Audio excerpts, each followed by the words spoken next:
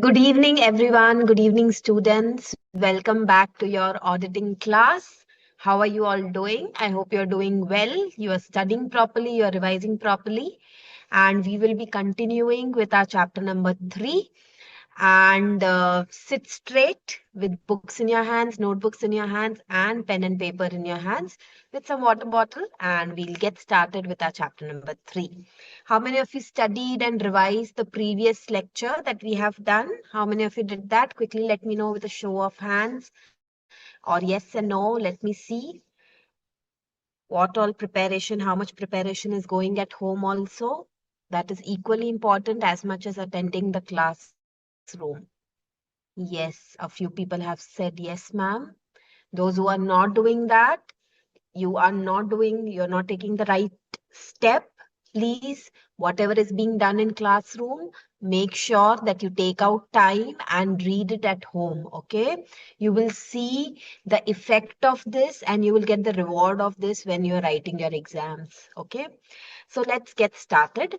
We had started with the topic of internal control last time. I had done the definition with you, quite easy definition, that internal control is a process that is designed, implemented, and maintained by TCWG management and other personnel for achievement of entities' objectives. What are those objectives? Reliability of financial reporting, effectiveness and efficiency of operations, compliance of applicable rules and regulations, and safeguarding of assets. So these primary 4 areas are where the internal control systems are implemented. So now let's start and talk about the limitations of internal control system. Limitations of internal control system. Now pay attention, students. See, who creates these systems? Who decides that what all systems should be there? So let's say to take this class, I have put some systems. I have ensured that I have a UPS. I have ensured that my Wi-Fi is connected to UPS. I have ensured that my camera is working. If my camera stops working, I have an additional camera. If my mic stops working, I have an additional mic. What are these? These are controls, yes or no? But at the end, I am only thinking and implementing these controls. But what if there is problem in my Wi-Fi company from their back end? Can still the Wi-Fi go away? Is this possible? That I have done all the measures, but still the Wi-Fi company might not be able to provide Wi-Fi services. They have their server down for 24 hours. Anything can happen. Do you think internal control systems, no matter what, can it be perfect? Can it give absolute assurance that everything would be perfect? No. So why there are limitations? What are the limitations in an internal control system? So even if you are running a small grocery shop, so if someone is running a very small kirana store or a grocery store, they also have systems. So if someone is running a grocery store and is saying, I will stand here near the cash, he has a staff, he says, whenever a customer comes, it is your job to go in the back and bring the rice, bring the wheat, bring the dal. So that is also a small internal control system. So each organization has its controls, but it sometimes may be unorganized and sometimes it may be organized and more structured and sometimes it may be unstructured. So what are the limitations? The first important limitations is it provides only reasonable assurance. It provides only reasonable assurance that all the misstatements will be prevented or detected and corrected. What is the job of internal controls? That any misstatements will be prevented or corrected and detected. So if these things, it is possible that it can only give us reasonable assurance, like 90% I can give assurance that all the misstatements will be detected, or I can give 95% assurance. So internal control system gives only reasonable assurance. Okay. Second thing, it is created from the judgment. So there is human in decision making. Who's taking the decision that how much internal control system should be there? There is at the end a human. So even if there is a technology, at the end there is a human behind the technology taking the decision that how much technology should be there. So for any internal control system, there is human decision making. Around 1 year back, there was an outage in Meta office, Facebook office, and they had the system that all employees can enter the office by using their card only. And that card they had to scan, and by scanning the card, they can enter different cabins and different rooms in the Meta's office. Now, when there was a server crash, no one was able to enter the office and everyone was standing outside. So, even if we put the most sophisticated technology, at the end, the person behind the technology is a human who's taking decisions. And that automatically means that things can never be 100% perfect. Same way, judgment by management. So let's say that there is a kirana store, okay? There is a grocery store. So you have this counter here, and here you have all the chips packets, and here you have all the bread packets are there. And here you are keeping all the toffees, okay? All the toffees you are keeping here. Now, every day you know that when you go at the back side of the grocery store, there are some boys in the community who are little naughty, who are young boys. They come and sometimes they steal one chips, sometimes they steal one toffee, sometimes they steal one bread and go away. So every day you are having some or the other problem that there is some theft, small pilferage happening. So now you have studied auditing and all the technology. So you go and approach this owner and you tell them that, hey, I will implement such a sophisticated system in your organization. I will install the CCTV, then I will give you all the systems on your phone also you can check. Just you have to spend 2 lakh rupees for this system. So the owner of the grocery will say, it's okay. Anyway, these boys steal a maximum of 5-10 rupees per week. Let it be. I don't want to keep this CCTV camera. I'm okay with little bit of what? Little bit of pilferage. At the end, whenever a management takes a decision that whether they want to put some internal control in place, they are taking the judgment that whether it would benefit them enough or not, whether the cost of putting that system in place is going to cost more than the benefit of it. So any management, when they implement internal control system, they are making a cost benefit analysis that whether this internal control system will be useful enough for us or not. So there is always a judgment involved by the management who is choosing that how much they want to design, how much they want to implement, okay? What kind of nature and extent of risk that they want to resolve. So it is at the end your decision that आप कितना control रखना चाहते हो and आप कितना let go करना चाहते हो. How much you want to let go and how much you want to keep the systems. So at the end, it's decision of the management, and hence they will always look for maximum benefit but not 100% benefit. Next reason, that is limitation, is very important one, is called as lack of understanding the purpose. Lack of understanding the purpose. What does it mean?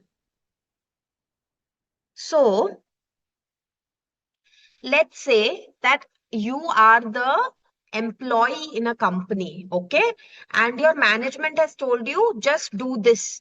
They're not explaining you why you have to do it, what is the reason behind it, what will happen if you don't do it, what can be the consequences if you don't do it. They're not explaining you anything. They've just given you an instruction and telling you to follow it. So sometimes when people don't know that why we have to follow something, what will happen if I don't follow, they can sometimes skip it, or take it lightly. Let's say that someone is at airport screening your bags. You have seen that in airport when you have to any check-in bag, you have to put through a machine and they screen your bags. Yes or no? Yeah. No. So even if you have not seen, you must have seen in TV, you have heard about it, right? So in airport, why, if suppose the airport authorities do not explain to the employee that why you have to see this properly, because people can carry hazardous material, there can be bomb, or there can be gold smuggling, there can be any harmful substances which can cause problem during the flight. So whenever you put an internal control, you have to explain the importance of it. Have you seen that in some malls also they put this system these days? In malls, sometimes in railway station also it's there, but it is not at that level like the um, airport, because there the understanding of it is lesser than the airport. So what happens with internal control system? There is a practical problem that management or TCWG do not take enough time and effort to explain to their own employees that why this particular thing is important. So lack of understanding the purpose, because of which sometimes internal control systems fail because we didn't explain why it is important. Next important limitation is collusion. What does collusion mean? So I'll explain with a small example. Let's say there is a construction company. Okay. So construction company has one purchase manager. Okay. And this is supplier. He supplies cement to us. So the supplier sends cement to us. Okay. Now, this purchase manager and supplier have become friends because they have been talking and working for the same company for 4 5 years. So they have become friends. And now purchase manager and supplier, they have come to an agreement. So supplier says, instead of 100 kg packets of cement, I'll put only 98 kg or 99 kg in each packet. So there is this Bora 100 kg packet.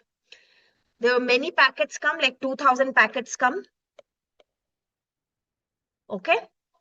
So he's saying that in some cement packets, you put instead of 100 kg, you put sometimes 98 kg, sometimes 99 kg. I will make full payment. I will get full payment to you and we will share the profit. What we will do? They will share the profit. So for example, supplier got payment for 1000 kgs, but he supplied only, let's say, 945 kgs. So whatever extra money he got for 55 kgs, he will share the profit with the purchase manager. What is this called? In Hindi, we call it Milli Bhagat, Sant Ghat, which means when people come together to do and execute some scheme together. So internal control system I can make, but what if there is collusion?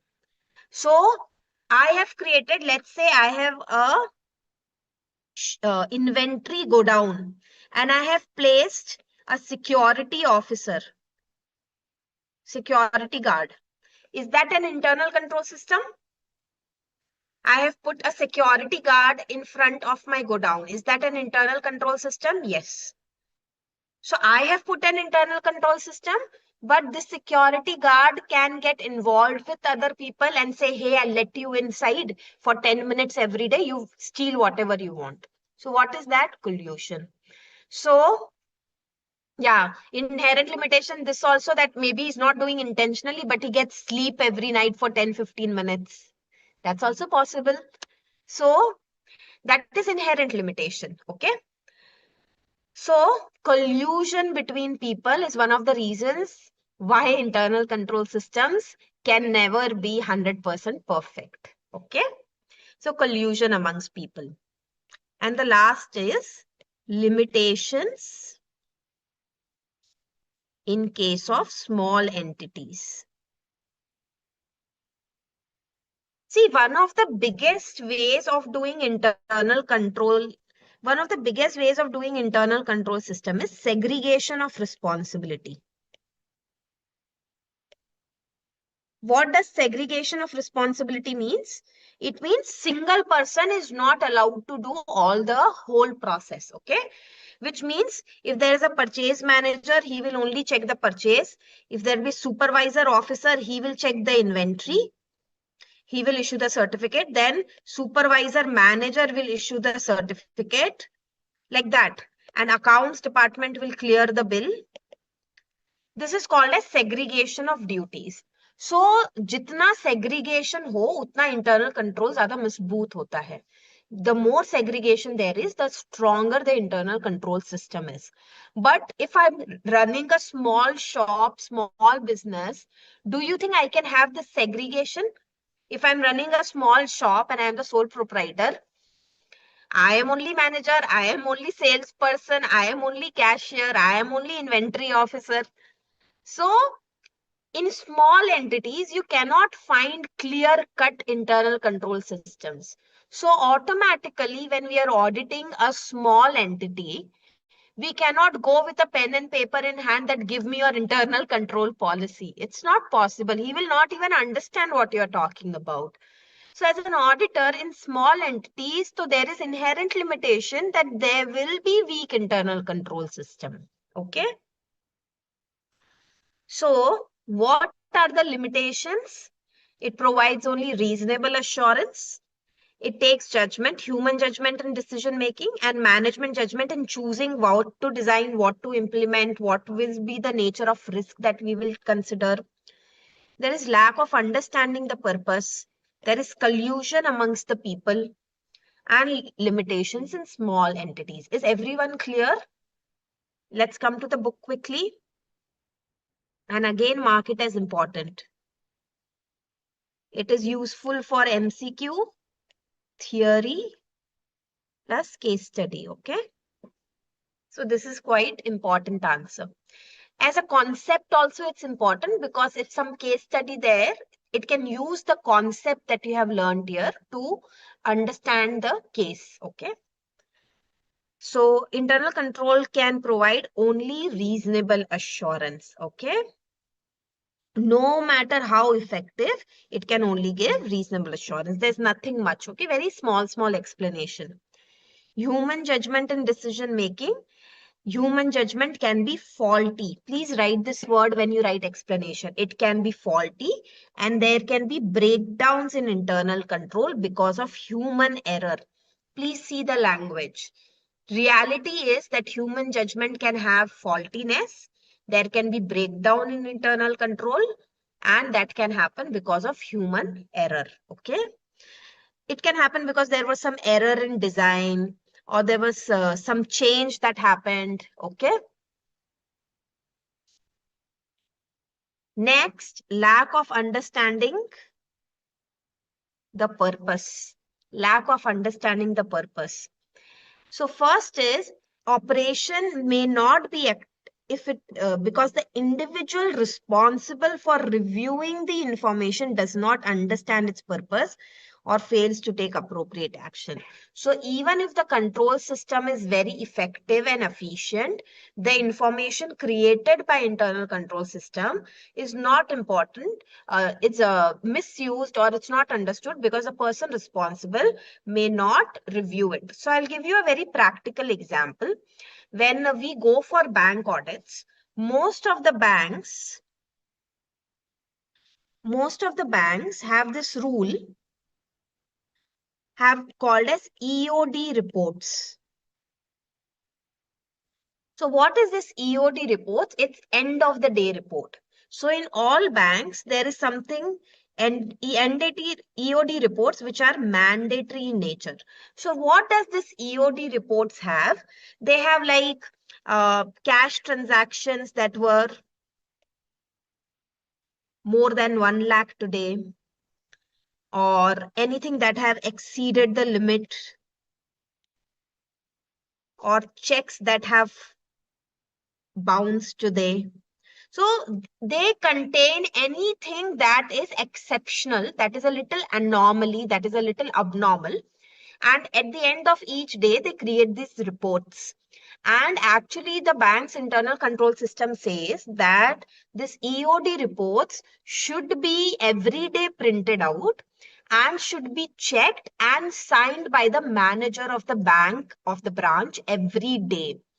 But in my experience, most of the time, the people don't take it seriously. And after we insist and after we keep telling them, they take out the printout and just sign on it, which means they're just doing it for compliance. They're not understanding how important it is to check this report every day so that they can monitor the branch properly, they can control it properly, and they can know where there is risk area.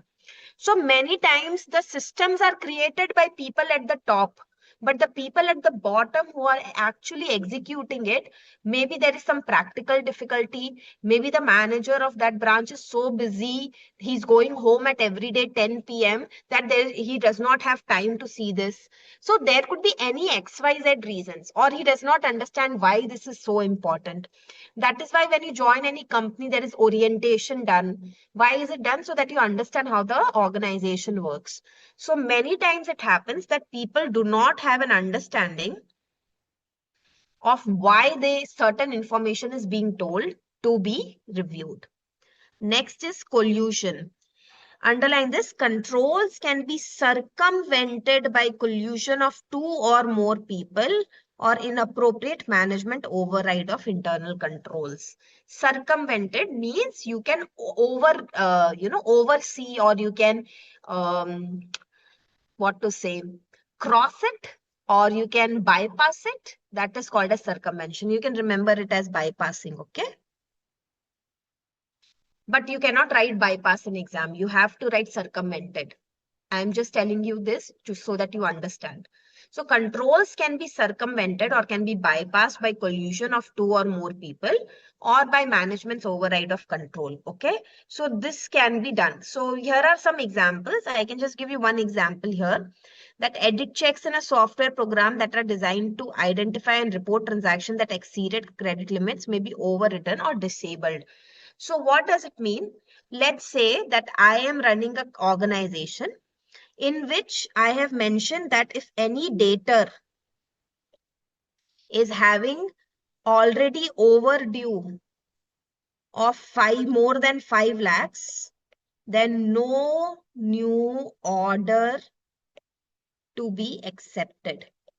So I have created a trigger in my software that if the overdue of the debtor is already exceeding 5 lakh rupees, then no new order can be accepted. And if someone overrides this and changes it to 10 lakhs, what will happen? All the orders till it crosses 10 lakh rupees will keep getting accepted. So these kind of manipulations can happen when there is collusion. Okay. Then there is judgment by management. Judgment by management is when you are designing and implementing controls, management may make judgment on the nature and extent of control. It chooses, here, this word you should not miss. Okay, when you're designing and implementing controls, it chooses, it management himself is deciding what I want to implement, which risk I want to choose to assume. So that is judgments by management. And limitations in small entities, they have very few employees. So segregation of duty is not practical. Okay. But there is more effective oversight. On the other hand, the owner manager may be able to override controls easily because internal control is less structured. So that is why when I am auditor of a small entity, I have to keep all this in mind when I'm identifying risk of material misstatement. Everyone clear till now? Finished? Everyone clear? Quickly let me know. Okay. This you can study illustrations. I'll do just one. The team member of the auditor, Simple and Easy Limited, was of the view that understanding the internal control of the company would not help them in any manner in audit procedures. Is the team member correct? Simple and Easy's team member is saying क्या करना है और internal control समझ के जाने दो. No, absolutely not correct. Because understanding internal control would help the auditor and his team members to design nature, timing, and extent of audit procedures. Okay. So why do we check internal control system? Because it helps us to know nature, timing, and extent of audit procedures. Everyone clear? Now we are moving to the next topic, components. This is most important theory for internal control system.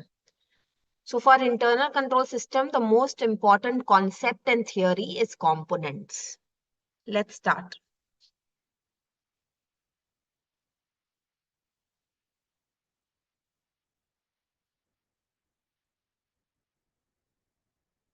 Components of internal control system.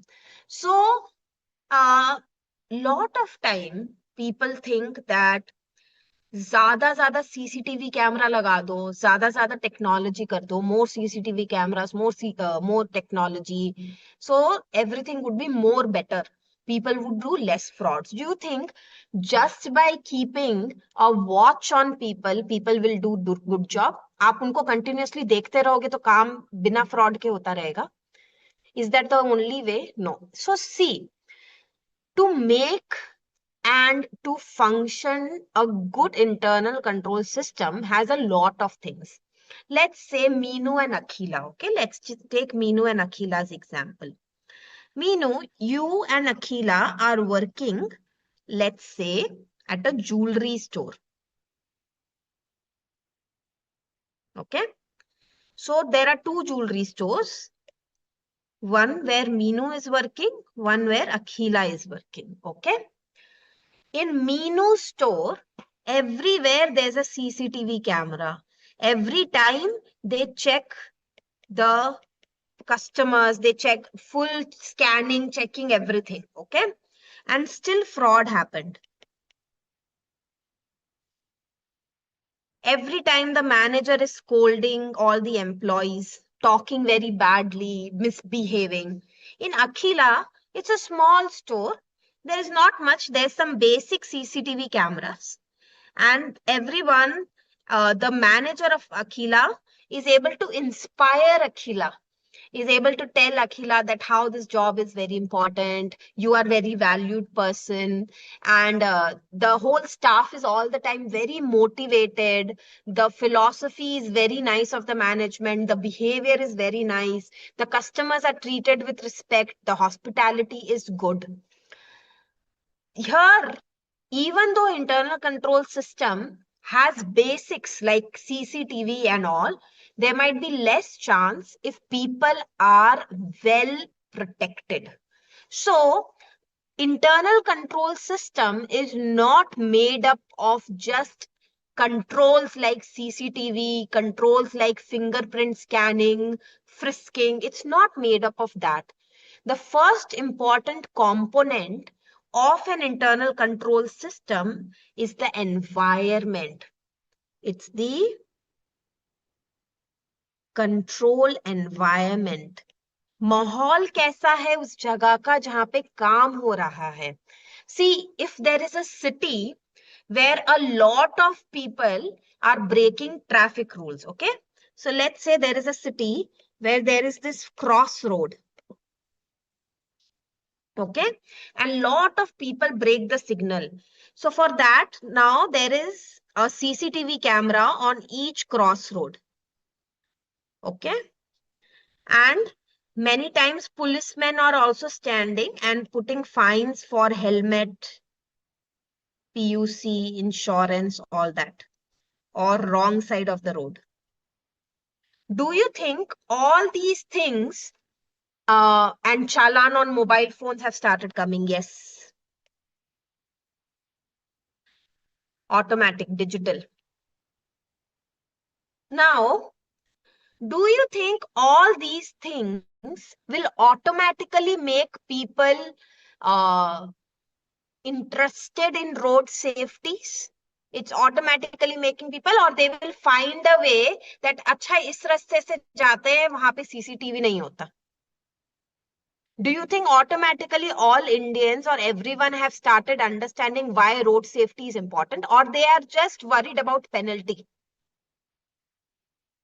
They're just worried about penalty, or they have understood that no, I should not, I should not miss helmet because helmet is very important for me. Helmet is very important. I will wear helmet because it's for my safety, not because I am afraid of penalty. Do you think people have started wearing helmet because it is for that? Worried about penalty. So, is only implementation of controls going to make people do the right thing? No. By creating a good control environment, you are able to make people inspire to do the right thing by inspiring them. Do you understand? That is control environment. I will tell in detail later on. Okay. As of now, you understood? So imagine that internal controls is a car in which engine is also important, tire is also important. Many things are important that makes a car run. Okay. So control environment. Second thing is entities risk assessment process. Can you control something which you don't expect to happen? Can you control something which you don't expect to happen? So we can only control something after we have identified the possibility of it. हम उसी चीज को control कर सकते हैं जिसे हम predict कर सकते हैं. जिस चीज को हम प्रिडिक्ट नहीं कर सकते उस चीज को हम कंट्रोल नहीं कर सकते. So what will make a good control system? If the company or the entity has good risk assessment process. Do you understand now? If your company does not have good team that can identify risks regularly, new risks, then how will you change and evolve your control system? So if your risk assessment is weak, automatically your internal control system design will be weak, implementation will be weak. Yes or no? Okay. So the second most important thing of a component of a good internal control system is a good risk assessment process. The third important component of a good internal control system is a good information system.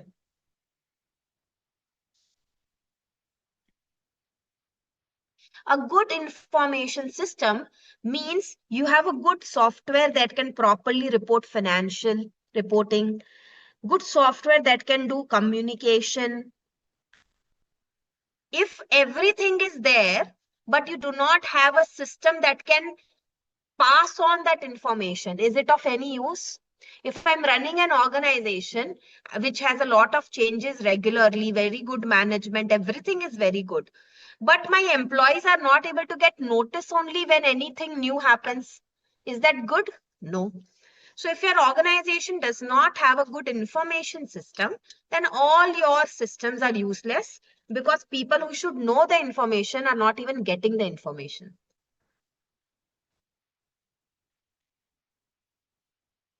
Next. Next component is control activity.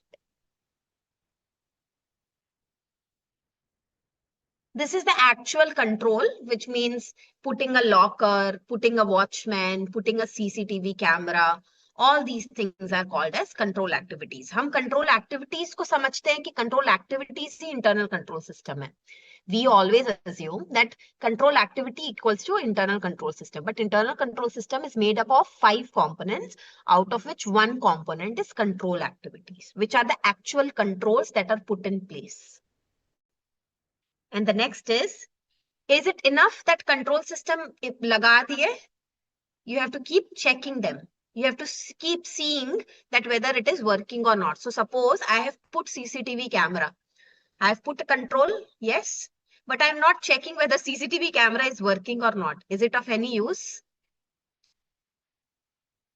I've put the CCTV camera, control implemented.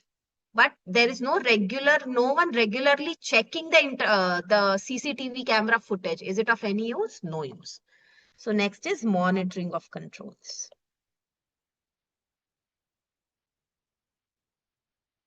So there are 5 components of internal control, students. Control environment. Yes, Navneet, very good example. Fire extinguisher is hanging, but there is no gas in it or it has expired. Very, very common. Very common problem. It is happening even in the biggest organizations. This is happening that they have implemented fire safety, but they are not doing mock drills. They are not doing any kind of checking whether the fire extinguisher is working or not working or whether it has expired. These are all problems of monitoring. So naam ke vaste, they have put the control, but there is no monitoring. So there are 5 things that make up our internal control system. A good control environment, good risk assessment process, good information system, good control activities, and monitoring the control activities. Okay, let's start with the first one, control environment. Look at the book. Components. Please remember, division of internal control is in 5 components. Control environment, risk assessment, information system, control activities, monitoring. Let's start with the first one, control environment. The auditor shall obtain an understanding of control environment. Auditor shall evaluate whether management has created and maintained a culture of honesty and ethical behavior. Now, if I will see my management uh, frauding their clients. Okay. So if I see that if I'm working in some place and I'm seeing that my management is looting money from their customers. Recently, a case came where one bank, there was one old person, 91 years old, and he used to go to that bank regularly, and he was a very old customer of the bank, and he trusted the bank, and the manager sold him of a policy, insurance policy for 4 lakh premium, which will mature in 20 years. Now that 91-year-old man, what 20 years? So basically, if the employees see their manager doing something like this to their customer, will the employees feel any kind of loyalty towards the management? Will they feel the need to be honest? Will they feel the need to be ethical? आप जैसा tone set करोगे, employees वही tone follow करेंगे. Whatever tone you are setting, employees will follow the tone. Then फिर आप कितने ही high class and world class internal control system लगा लो, किसी काम के नहीं है. Okay, that will be bad influence. So as an auditor, see, this is very natural to happen. So if Manisha goes to a audit, okay, and she goes to a company, so the first thing she'll obviously notice कि nature कैसा है लोगों का. Okay, what is the nature? Management कैसे treat कर रहा है juniors को? How is the management treating the juniors? How is the director treating the management? That is something that you will automatically notice. Okay. So as an auditor, we have to see whether the management has created and maintained a culture of honesty and ethical behavior. The strength and control environment provides a proper foundation for other components of internal control, which means ये हमारा foundation है, ये हमारी नींव है. अच्छा environment, good environment is like the pillar stone. Okay. And if that pillar are weak, even if your flats or your residence is of 10 crores, is it of any use? Is it of any use? So when earthquake happened, so I witnessed the earthquake when it happened in India. So the building in front of me, so our building was not very fancy building, and the building in front of me was very fancy building. It was one of the costliest building in our area, but that fell down in front of our eyes. We saw it falling down. So anything else is useless if your pillars and your foundation are weak. So think of control environment as like pillars. Okay. What is included in control environment? The control environment includes governance and management functions. Governance means TCWG, how are they running, and management means management only. Attitude kaisa hai? How is their attitude, awareness, and actions of TCWG and management. And control environment sets the tone of an organization, influencing the consciousness of its people. So here, this answer needs keywords. Keywords are honesty, ethical, it's a foundation, it includes TCWG, it includes management, it includes attitude, awareness, action, tone, consciousness. See, it takes effort to write an answer, okay? So, you may understand, but unless you make very active effort to memorize, to repeat, to do the writing practice, to read a lot, it is useless. So, all these keywords you need to remember. If you get a small 3-mark question on control environment, short note, okay? Your answer should have these words. Which words? Honesty, ethical, foundation, TCWG, management, attitude, awareness, actions, tone, consciousness. So these words are very important when you're writing the answer. Now let's talk about elements of control environment. Elements of control environment, okay?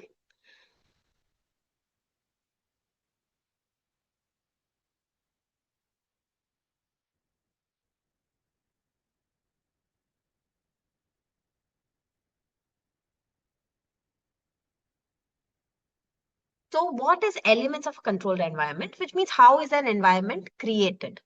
Okay, what things create? So as an auditor, I want to obtain an understanding, right? So what is the difference between an element and a component? So component is your engine, and engine is made up of gears, nut, bolt, that is elements. Clear, Navneet? Component is your engine is your component. An engine is made up of various things, nut, bolt, gears, spare parts, plastic, some metal, all that is elements. Yes, component is the bigger term. Okay. So elements of a control environment. Pay attention, please. So I'm giving you a sort of a small trick to learn this answer. So control environment, as an auditor, I have to obtain an understanding of the control environment, right? So by studying what can I obtain this information? First, you need to study an organization structure.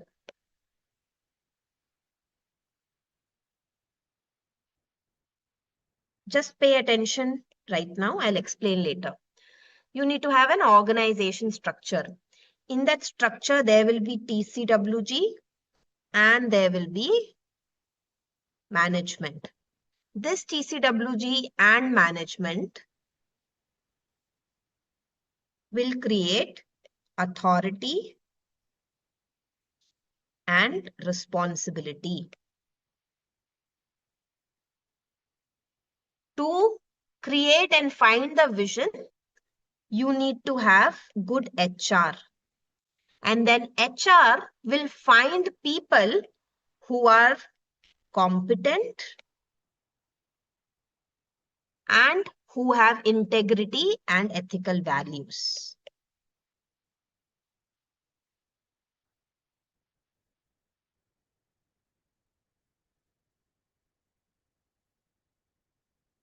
So, do you see how to remember this answer? Organization structure starts from the top. What are two things in organization structure? TCWG, management. TCWG and management will do what? Find and divide authority and delegation, authority and responsibility. So they will ask the HR to find correct people. So who are competent and who are having integrity and ethical values. Can you see this? Please note this down, everyone. Quickly note this down. So these are all the points in the book. Okay. These are all the points in the book. So you can write it in this flow in exam, not a problem, okay? So you can write organization structure, TCWG, management, authority, responsibility, HR, competence, integrity, ethical values. Now let's see individual points. Elements of control environment. This can also come as a separate question.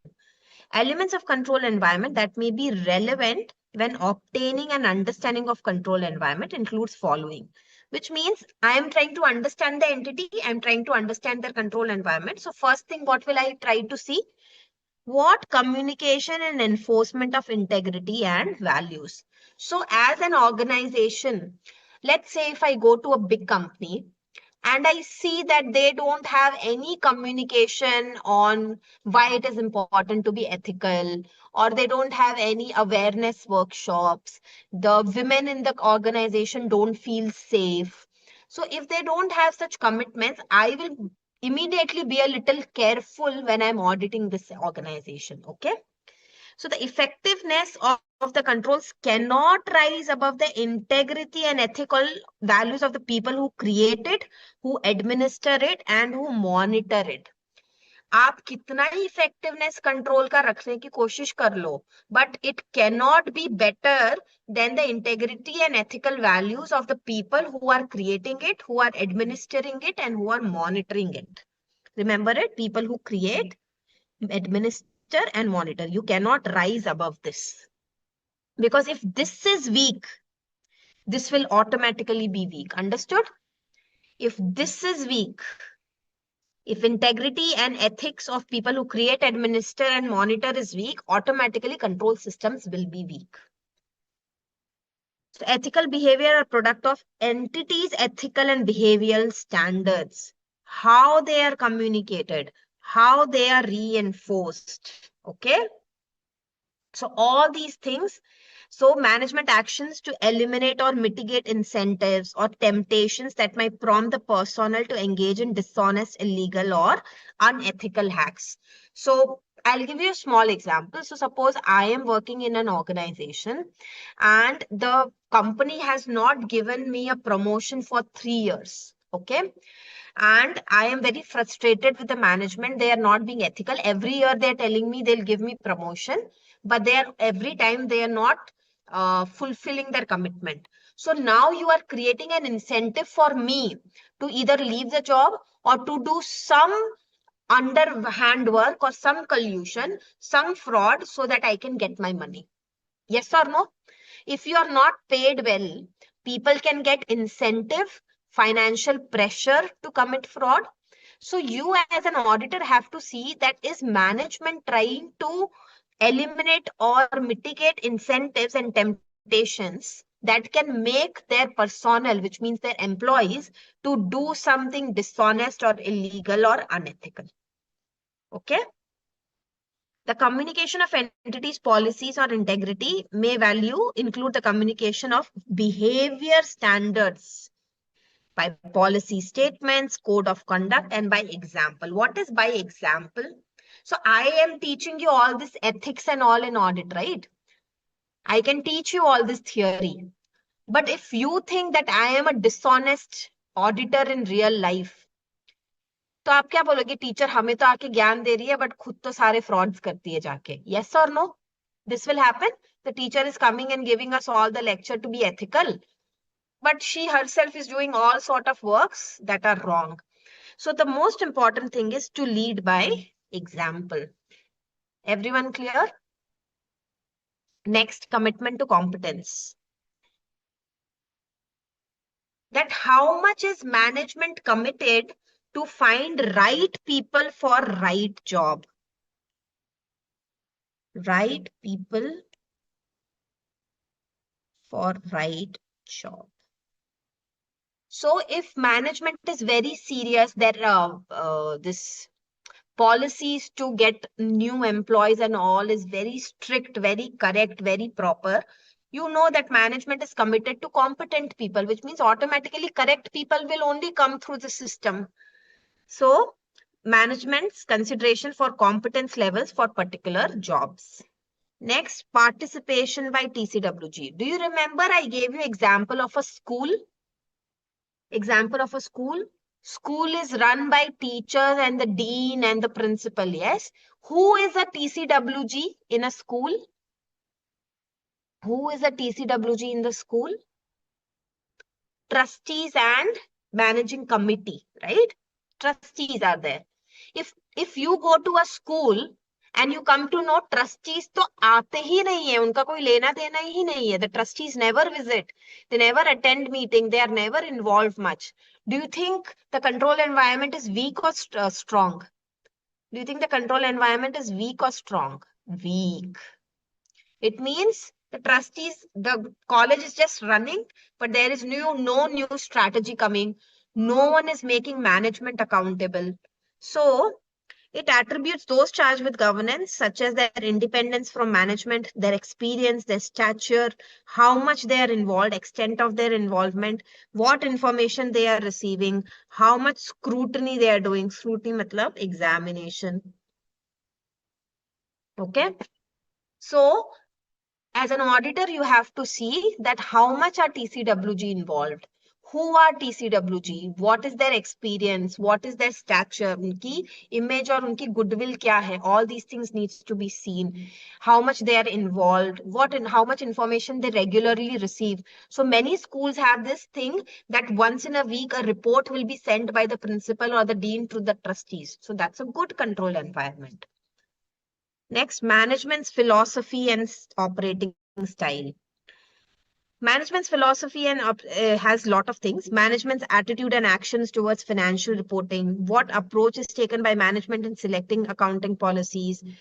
How do they do management estimates?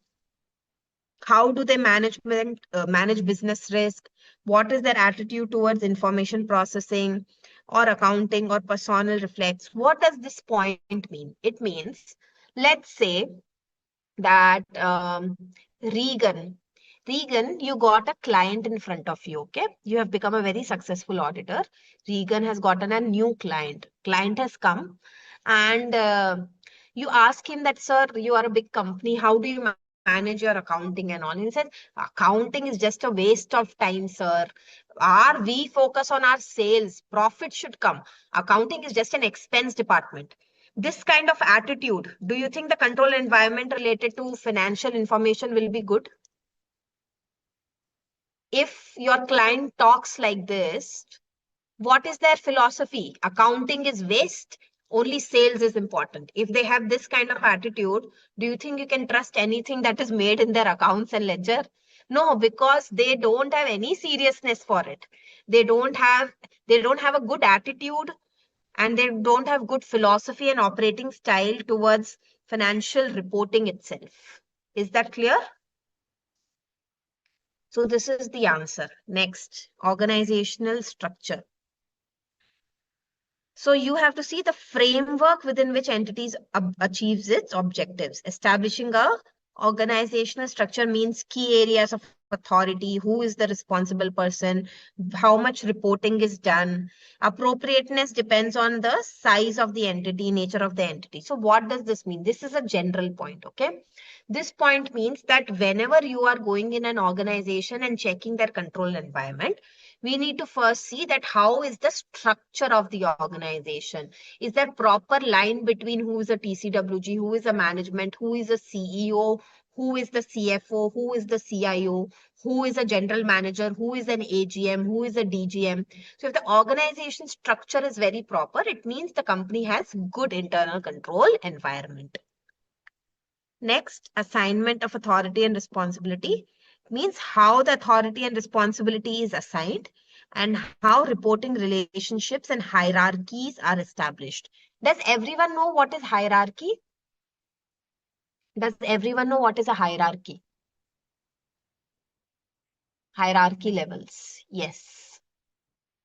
Yes. It means if there is a hierarchy, if F is at the bottom, F can go to E, E can go to D, D has to report to C and B, and B and C have to report to A. What is this? This is a hierarchy level. Where can the problem happen in this hierarchy? Where can the problem happen in this hierarchy? Where is the assignment not clear? Where is the assignment of responsibility not clear? C and B. Why? D will face the problem. Why? Because he will say, go to B and say, I reported to C already. And he'll go to C and say, I reported to B already. Yes or no? Can this mean that there will be a weak control environment? Yes, because the authority and responsibility, that who is responsible for what and who is the correct authority, is not clearly established. So hierarchy should be properly created. Human resource and policy. So you don't have to memorize the whole thing, which means policy and practice regarding recruitment, orientation, training, evaluation, counseling, promotion, compensation, remedial action. ये जितना अच्छा होगा उतने आपके employees खुश रहेंगे. The better this is, the more happy your employees will be. So good HR policy is very important for a good control environment. Is everyone clear? So this all things make employee happy. If employee is happy and satisfied, automatically the environment will work better. So HR policies are very important. So that's why I made this structure for you to learn. You can easily remember the points. Control and environment किससे बनता है? Organization से. It is made up of organization. Organization, what are the two main people who can create environment? TCWG and management. What do they have to do? Clear authority and responsibility. For that, they need to have good HR policies who can find competent and integrity and valued people. Okay. This answer is done. Now tell me, does existence of a very good and satisfactory control environment mean that the frauds will not happen at all? If there is a very, very satisfactory control environment, does it mean that there is absolutely no possibility of fraud?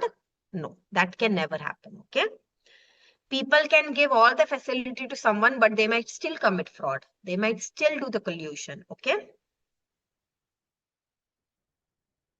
So, existence of a satisfactory controlled environment, not an absolute deterrent to fraud. Deterrent means it is not possible that it will not discourage the fraud. Okay. So, deterrent to fraud, it's not possible. Nothing is absolute. So, this is just for reading. You can read it. I'll just read it once for you. The existence of satisfactory control environment is a positive factor when auditor is assessing risk of material misstatement. However, although it may help to reduce the risk of audit, it is not an absolute deterrent to fraud. Conversely, deficiencies in control environment may undermine the effectiveness of controls, in particular to fraud. For example, management's failure to commit sufficient resources to address IT security may affect internal control system by allowing improper changes to be made to computer programs or data or unauthorized transactions. I will teach you in audit and automated environment.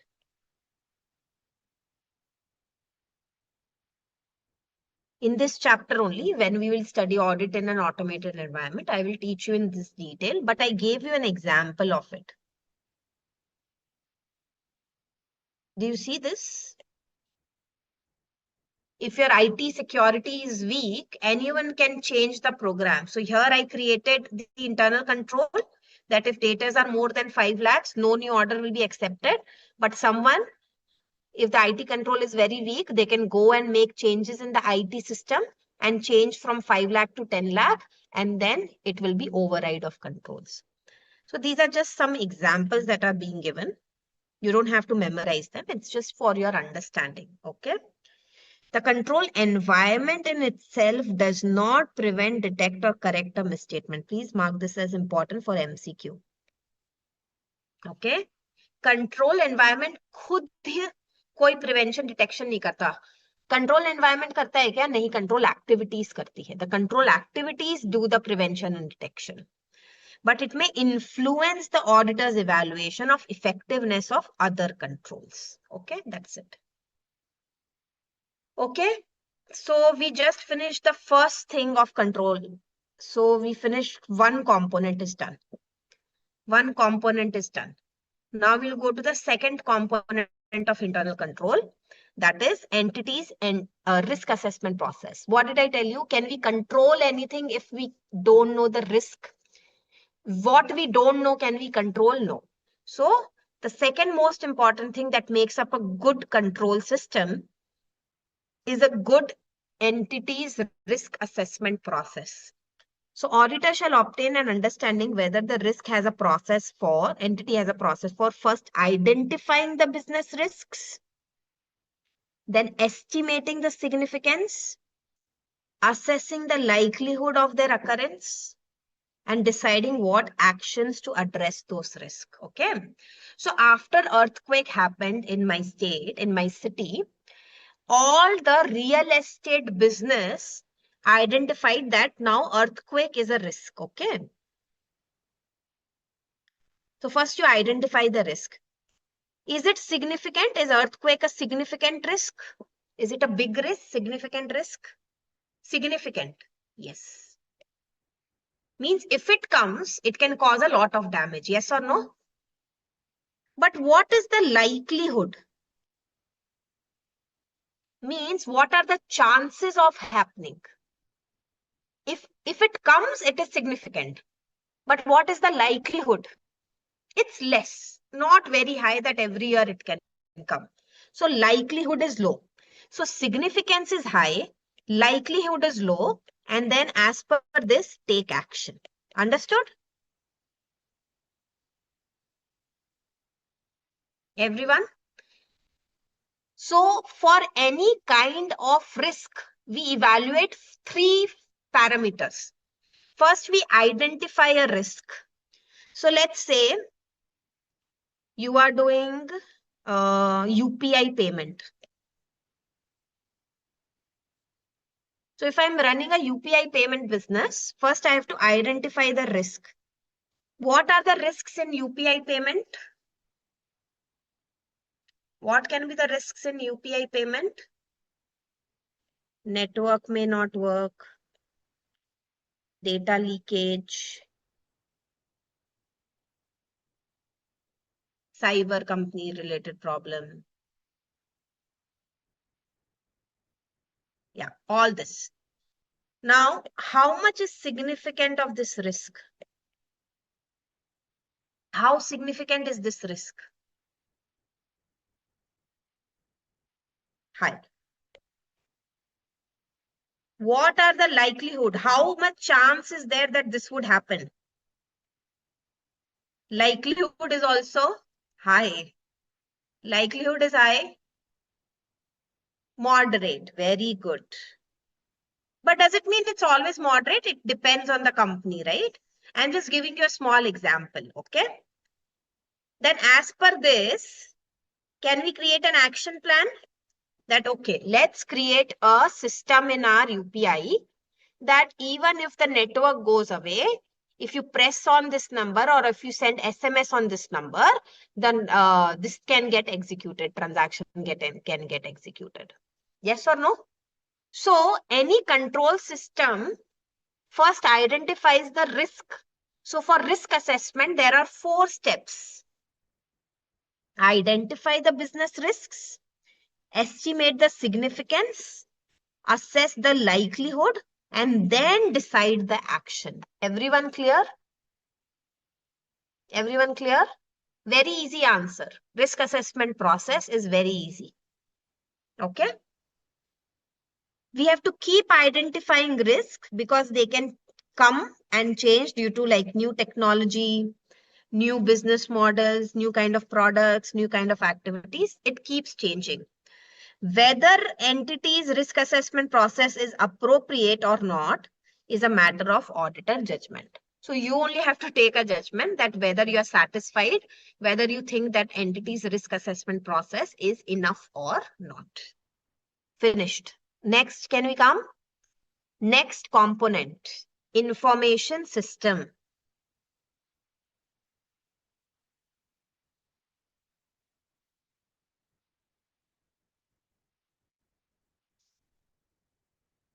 Students, if I use red, is this better, or do you like if I write like this in black? Think red is better? Okay. Just wanted to confirm.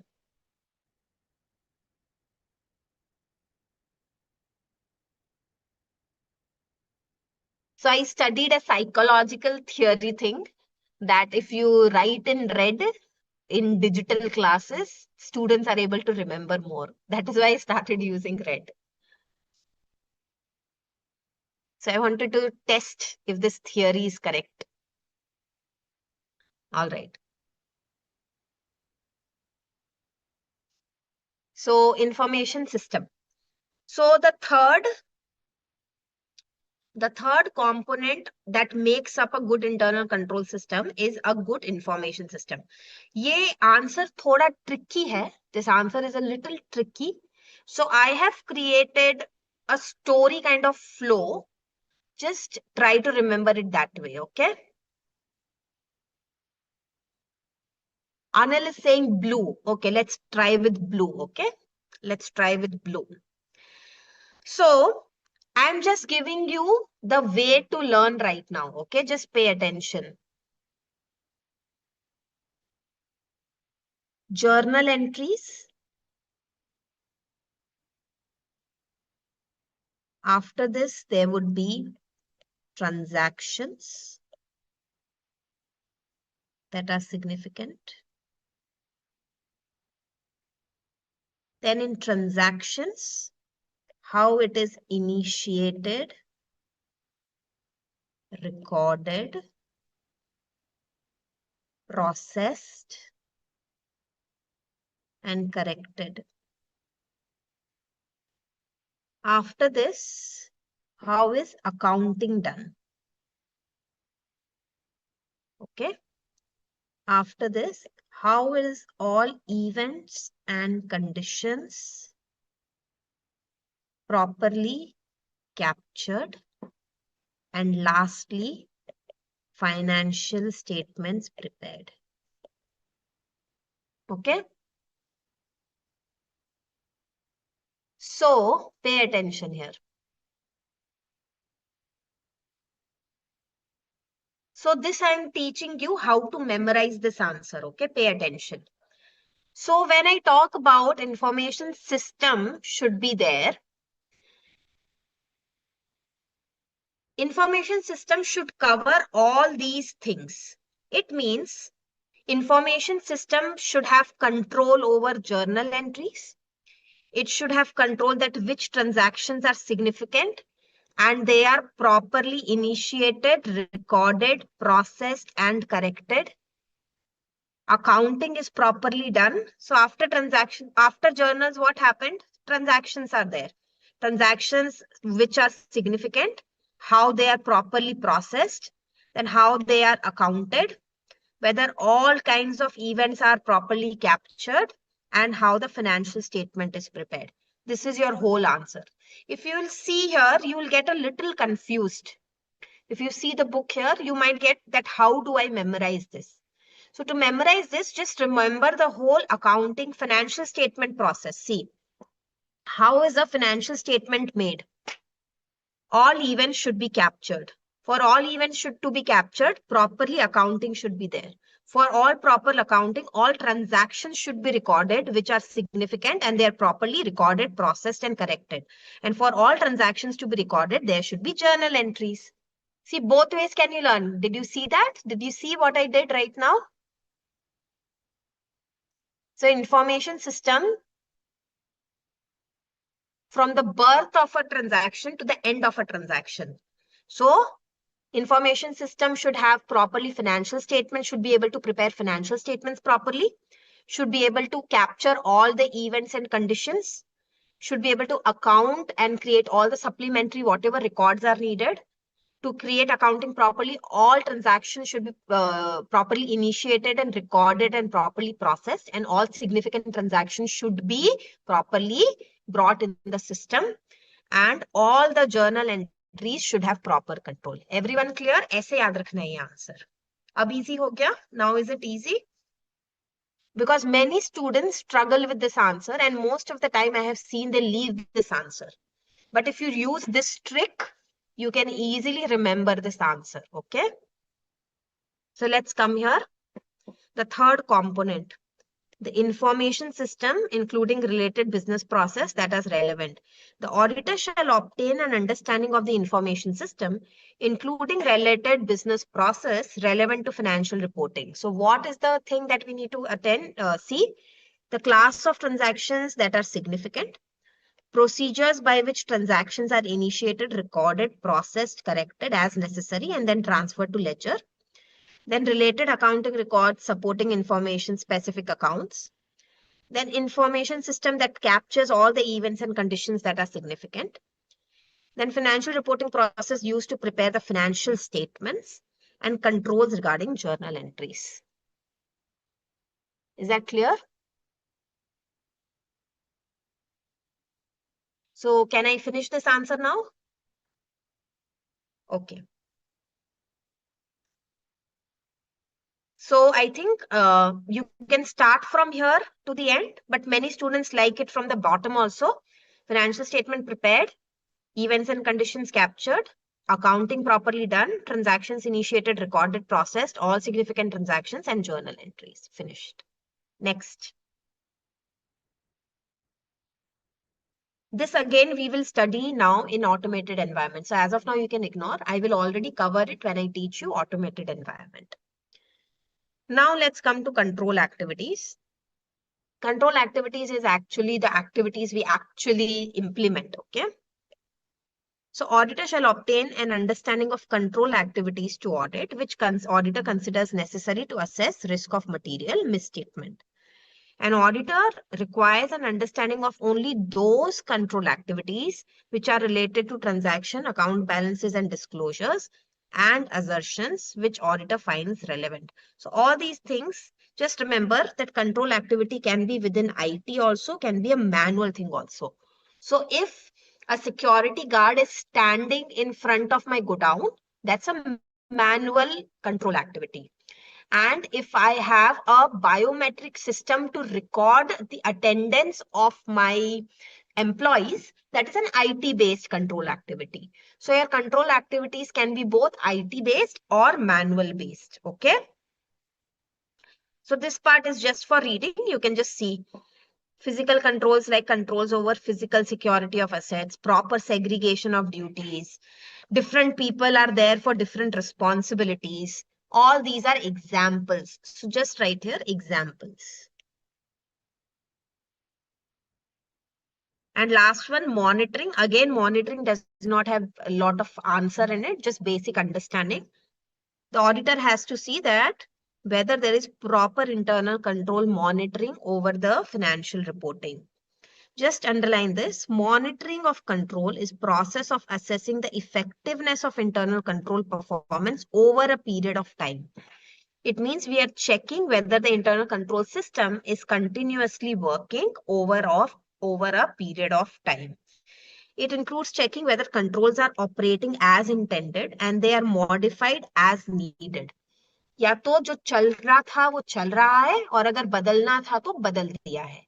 If it was required to continue, it is continuing. If it was required to be changed, it has been changed. Both of these things are important. You can do monitoring by ongoing activities or separate evaluations or a combination of both. What does it mean? Monitoring can happen on everyday basis as part of the job, or separately auditors or internal auditors or head office people can come and check your work. So control can be in any way it can be monitored.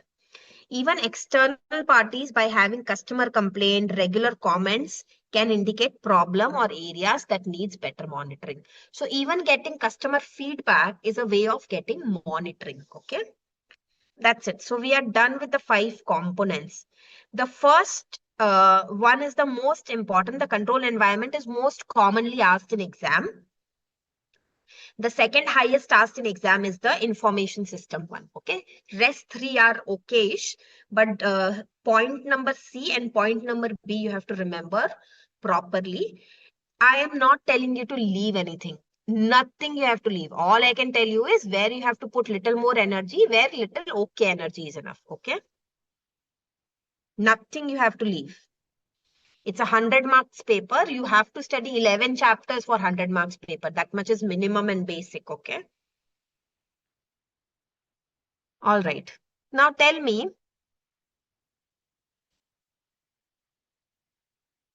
okay, should we take a break here or should we continue? We'll take a break here.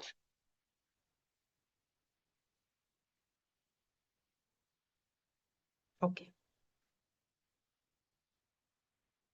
We'll take a 10 break here, Manishji. Okay.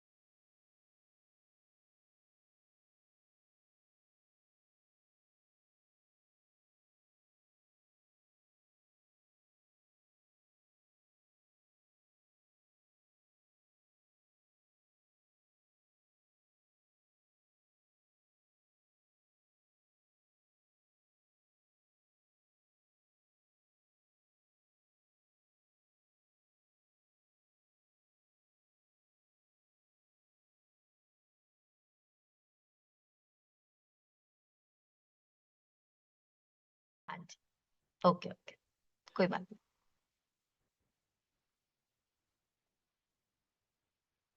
Now okay Manish ji? Okay. So welcome back, students, and I'm also back. Hope you had a small refreshment, and we are back to our topic. So last topic that we saw was one very important components of internal control. Now come to this part, factors that an auditor's judgment about whether a control in combination with others is relevant to audit. So this is a separate proper question. Factors that an auditor's judgment about whether a control is relevant to the audit. Okay. So how does an auditor take a decision? See, in a company, the control systems can be for so many different things, right? A company can have a policy that how will we promote someone, or they can have a policy regarding how the management of, let's say, children when they come to the office will be done. If the crash of the daycare of the children is properly operated, they can have control system for thousands of things, but not everything I have to understand. Not all control systems I have to understand. So as an auditor, how do I make the decision that whether a control is relevant for my audit? So how do I take this decision? So first come to the last 3 points. Okay, how do I take the decision whether internal control system is relevant to me? First, what are the circumstances and what are the applicable components? First, understand what environment is there, what risk assessment process is there. So first study that, first study the components. And then you study the nature and complexity of the systems that are part of entities' internal control, including the use of service organizations. Now, what does a service organization mean? Have you heard about BPO, KPO? Business process outsourcing, knowledge process outsourcing? BPO? Okay.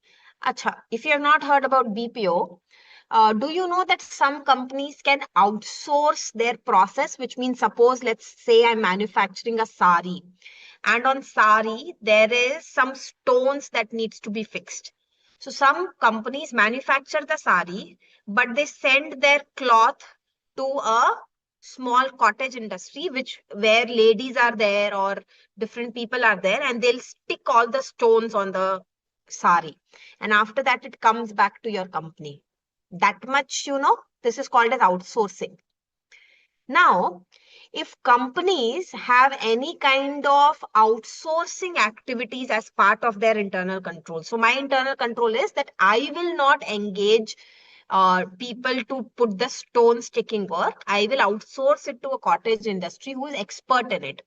Now, let's say that my thousands of saris go to this company, yes or no? From my company, it goes to the other company. If their system or their internal control system is very weak, their guard is very weak, their storage facility is very weak, will it impact my company also and my stock also? If the cottage industry to which I'm outsourcing sticking of the stone, if their systems are weak, will it affect my system also, my company also? Yes. So as an auditor, you need to study the complexity of system if they are using any service organizations. Now you understood this point? So you have to study if they are using any service organizations. Then what specific controls they have that can prevent, detect, and correct the system. So these are 3 common points regarding internal controls. First, study the components, see how complex they are, and whether the controls specifically are there that do the job of preventing or detecting. After you have done all this, see if it is material. If it is highly material, you have to check that internal control system. If it is significant to the related risk, you have to check it. If this, depending on the size of the entity, if the size of the entity is very big, I can't check each and every small system. Nature of entity's business. So if the nature of entity's business is construction company, if it is a construction company, do you think internal controls on cash will be material? Do you think if I am studying a real estate construction company, do you think that internal control systems on cash will be material? Why? Can anyone tell me? Why will it be material?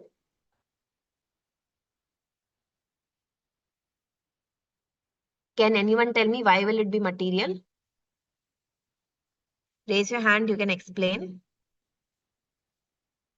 My question is, if you are auditor of a construction company,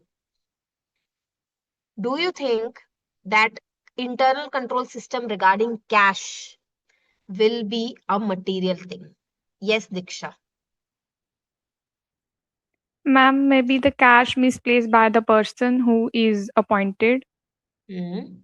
Why cash for? Why am I giving example of cash in a construction entity? Why? Contract of the construction activity like building, Hmm. तो वहां wages पे and cash ज्यादा use salary. होता है.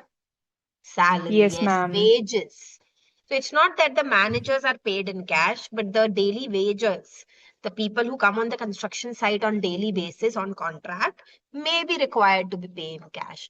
And that is why, because of the nature of the business, we have to decide that cash internal control system is very important for me. So how does an auditor take the decision? On what factors does the auditor take the decision whether any control is relevant to me or not? So you have to see what is the nature of the entity, what is the size of the entity, what kind of risks are there in the entity, what materiality is there, what kind of diversity and complexity of the business operations is there, what are the different laws applicable on the entity. Everyone clear? So this is a little, you will take time, you need to do a little work to memorize this, but you can memorize it. Okay, so if we have to structure it, how do we structure it? So let's talk about entity related reason. What is entity? What is the size of entity? What is the nature of business? How much diverse business you have, and how complex your business is, and what are the legal requirements on you. Then next is, as per this, what are the risks in an entity, and as per this, what is the materiality. Then as per this, what controls you have created. So how will I check components of control? Complexity of ICS. Here what was the complexity? Complexity of business. Here we are studying complexity of internal control system and whether there is any specific control which can prevent, detect, or correct.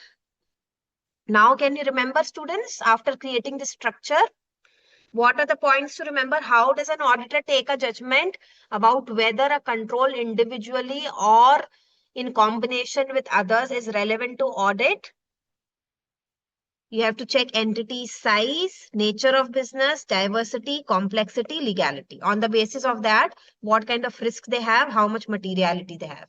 Then, as per materiality and risk, how much control they have, what components are there, what is the complexity of internal control, and whether internal control specifically prevents, detects, and corrects. Is it done, students? Everyone done with the answer?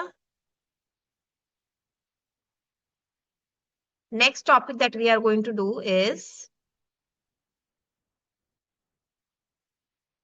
risks that require special audit consideration. Risks that require special audit consideration. Again, in recent times, it has been asked multiple times. So every 2, 3 papers, there is this question. So this answer is very, very important. Ma'am, wo chart dobara. Okay. You can just see it like this. Okay, Divya?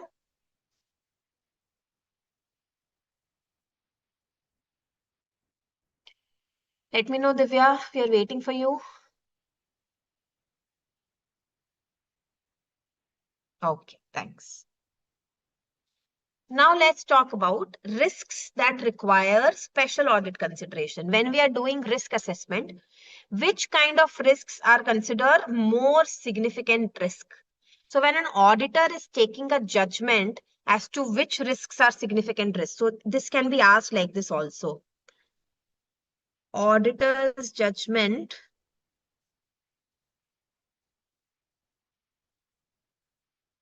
as to which risk are significant risks. So how does an auditor decide which risks are significant risks? So one of the early things is if there is a, if risk is a risk of fraud. Okay. So what is the problem in construction company cash daily wages? There is a risk of fraud. Yes or no? What kind of risk is there if we pay daily wages in cash? There's a risk of fraud. So is that a special area where I will put my attention? Is that a special area? Yes. So if it is an area which is prone to risk of fraud. Second, when it is related to significant economic, accounting, or other developments. Okay, what does this mean? Suppose you are working in an entity since past 3 years, you are an auditor. But this year, government has introduced completely new accounting standards. Completely new accounting standards. So the company is implementing the new accounting standards for the first time. Will that be an area of risk? Is it possible that there will be more misstatements there, more errors? Yes. So where does the risk increase? If it is related to any new significant economic, accounting, and other new developments that requires special attention. Next, which risks are significant risks? Complex transaction.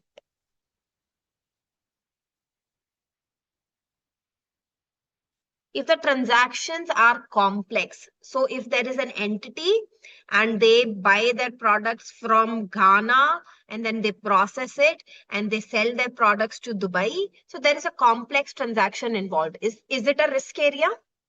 It means do I have to check this transaction very carefully? Yes. So if the transactions are complex, they are significant risks. Then transactions with related parties. So if you are auditor of a company and if you see that I have paid 50 lakh rupee salary to my own brother, is that an area of risk? Will you check it properly? If I'm paying rent to my father every day, 2 lakh, every month I'm paying 2 lakh rupees to my father as rent. Is that a transaction that has high risk? See, it is possible that it is actually legally correct. But is it an area that you will check properly? Check करने पे शायद पता चले कि कोई problem नहीं है, that's okay. When you check it, you may not find any problem. But is it an area that you will consider as high risk area? So that you put more attention to it and you do more audit procedures to check it? Yes. So when transactions are done with related party, it does not mean that they are fraud or they are illegal, but they are high risk, which means as an auditor, I have to pay a lot of attention to it. Okay. Next, when there is degree of subjectivity. So you all know goodwill payment. You must have studied partnership, right? So if a new partner is added or anything, sometimes they have to pay goodwill. Yes or no? So goodwill is an estimate and a formula based calculation. Yes or no? And if it's a bigger company, this calculations become complex. So wherever there is subjectivity or estimation involved, will that be an area of high risk? Will that be an area that I will specifically consider for audit? Yes. So anything that is creating uncertainty will be area of or audit. And then transactions outside the normal course of business. Means if I am in the business of selling ghee and suddenly I'm selling ghee, empty ghee boxes. So let's say there is a company and it's selling ghee boxes, ghee in 1 liter box. Okay. And there is a relative of director who wants to start his protein powder business. And he likes our boxes. So he says, A, you just supply me empty boxes. Is my business to sell packaging or is my business to sell ghee? What is my business? My business is to sell ghee or business is to sell boxes? So if I go as an auditor and I find a transaction that is outside my normal business, will I consider it as a risk area and I will check it properly? So if any transactions have happened outside the normal course of business, are they areas of special audit consideration? So what is the question? Risks that require special audit consideration. So which areas require special audit consideration? Areas that have risk of fraud, areas where some new development has happened. If the transaction is complex, transaction is with related party, or transaction has lot of subjectivity, or transactions that are outside the normal course of business. See, so easy. When the risk is a risk of fraud or it is related to some new developments, then transaction, you remember, transaction, complex transaction, related party transaction, subjectivity transaction outside the normal course of business. Can you remember now? So risks that require special audit consideration. Say it with me. When the risk is a risk, say it with me, okay? In your homes.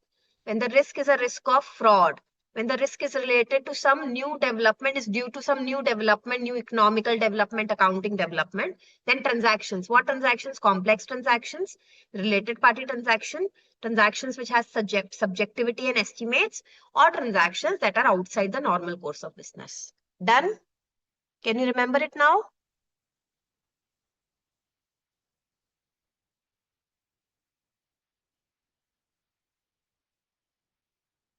Okay.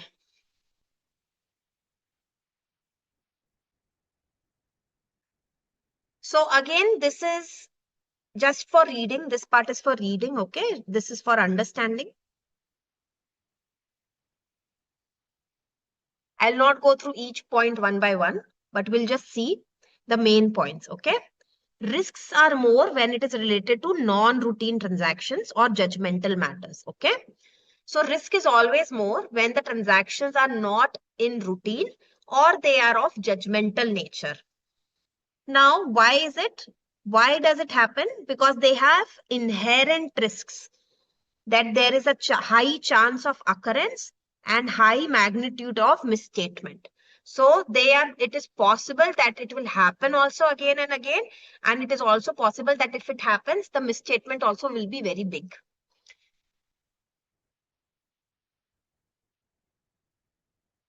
I did not make any chart, Sumira. I just explained. So these 4 are transactions. These 2 are independent points. Okay. Just all the queries we'll take at the end of the lecture.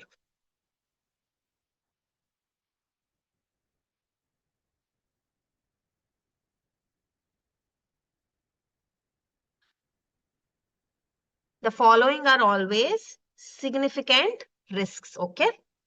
Risk of misstatement due to fraud, related parties. See, you have already studied this. That is why I'm telling you this is for understanding, okay? You have already studied this. So this answer specifically, this there is no 2-point answer. The answer is here only. Risks that require special audit consideration. Okay. Now, risk of misstatement is greater in non-routine transaction and risk of misstatement is greater for judgmental matters. Non-routine transaction means there is some specific accounting treatment that management is putting too much intervention in, lot of manual intervention in data collecting, lot of complex calculations, lot of non-routine transactions because of which we are not able to put controls. So controls can only be put for something that has a pattern. If something does not has a pattern, we cannot put controls in it. So for example, the company is used to of selling ghee. So they have control system for selling ghee, but they don't have any control system for supplying ghee boxes, right? Because it's not in their routine. So whenever any non-routine transactions happen, they automatically create risk because there might be no internal control system to control the risk. Do you understand? Because it's a non-routine transaction. So companies do not have systems to control the risk. So automatically it becomes an area of higher risk.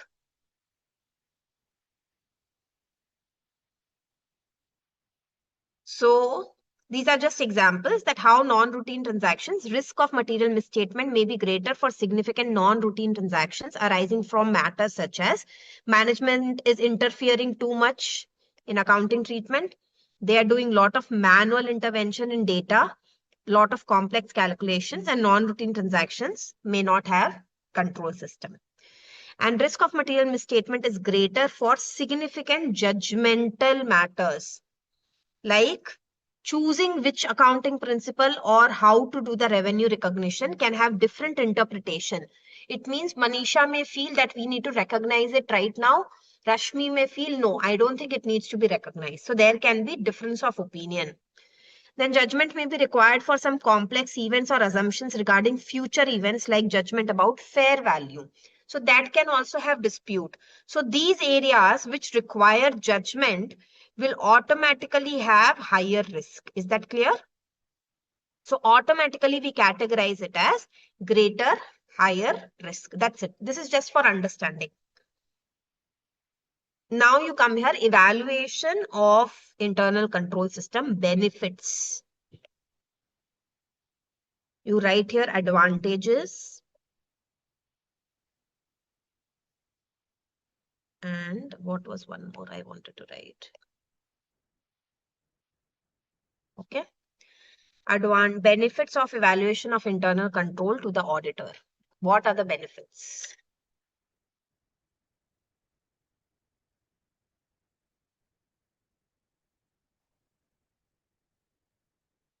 Pay attention. Again, this is quite a straightforward answer. It's not very problematic or very, difficult to memorize. So before we see the book, no one see the book. No one see the book. Let's see one by one. So if I evaluate internal control as an auditor, okay, I am evaluating internal control as an auditor. उससे मुझे क्या क्या फायदा होगा? What all benefits will I have by evaluating internal control? Just write down in your chat box small points. Don't look it in the book. The purpose of doing this, imagine if we are in classroom, you have to raise your hand and give the answer like that, okay? It reduces, I can find risk assessed, very good. I can find areas of problem, very good. It can help me find frauds, good. I will be able to find what to do next, yes. I will be able to find any weaknesses like collusion is happening or not. Yes.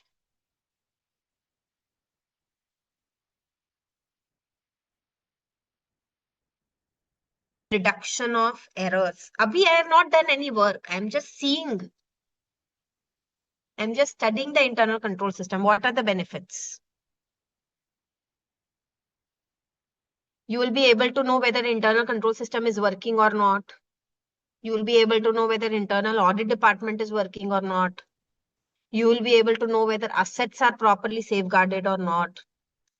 You will be able to know whether management is doing their job properly or not. You will be able to actually know whether how much you can trust the management. Okay. So all of you are giving a lot of answers. Let's see the book now. Many of you gave proper answers. Okay. The review of internal auditor will enable the auditor to know what?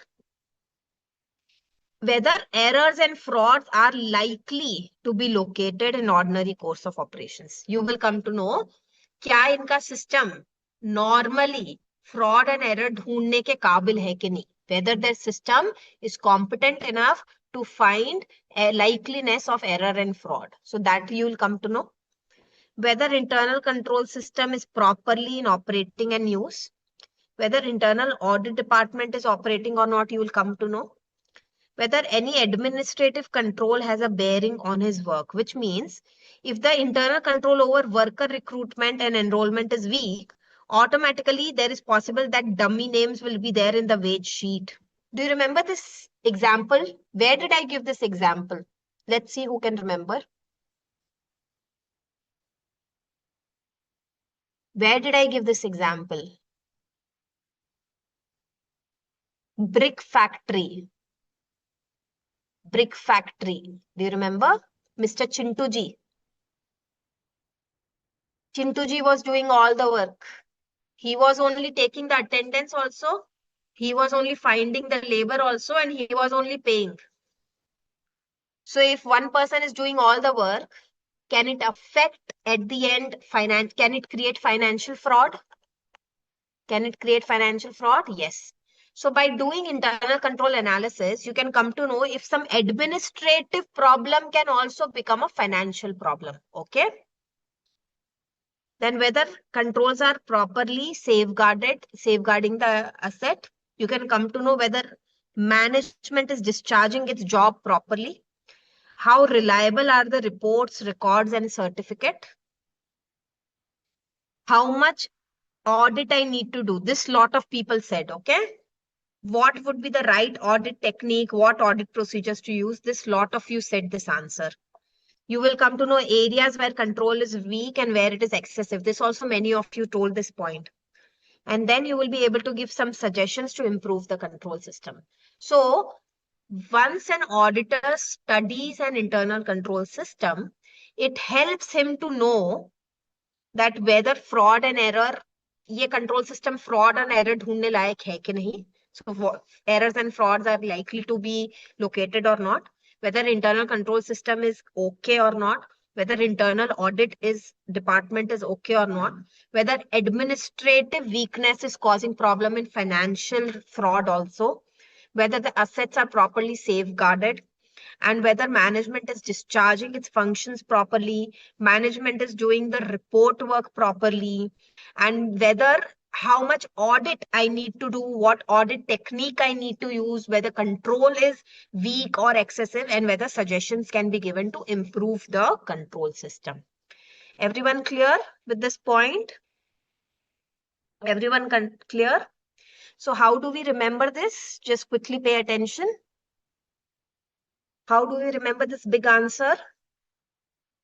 The first most important thing is when we are evaluating internal controls, what can we know about controls? We can know whether it is in use and operating. Okay. We can know whether it is safeguarding the assets.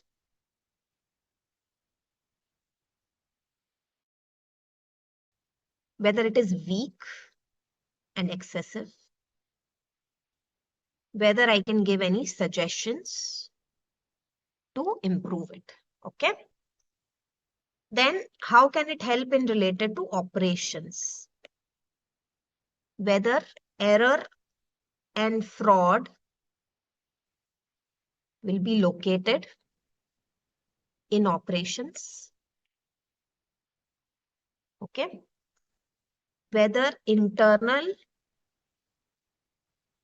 audit department is operating. Whether internal audit department is operating. So it will help us know two main important things, that whether error and fraud is likely to be located during operation and whether any administrative control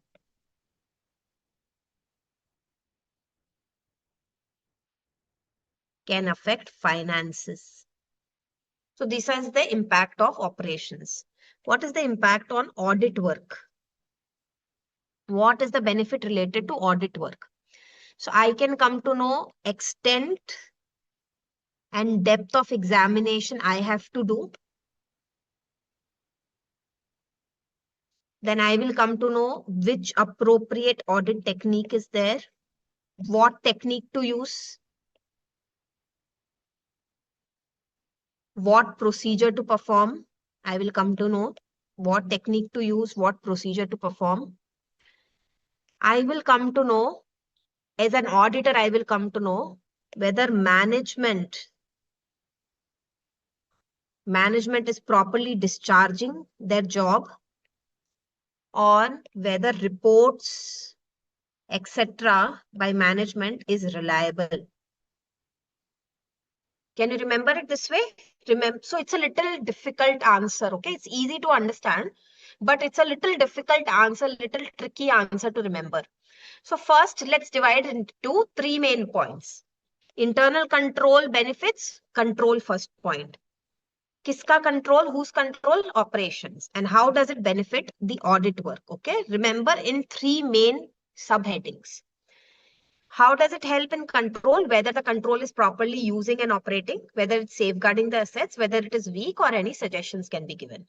In operations, whether any fraud and error is likely to be located during operations, whether internal audit department is operating, and whether any administrative control has a bearing on audit work. And audit work, how does it help? It helps me to check how much I have to check, what audit procedure I have to use, and whether I can rely on the management and management is doing their job properly or not. Is everyone clear? Can you remember it now?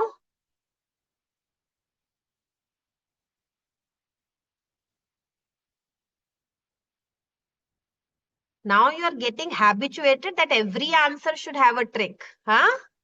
Every answer should have a trick according to you. Some answers can have some trick. Some answers may not have a trick, okay? Every answer cannot have a trick.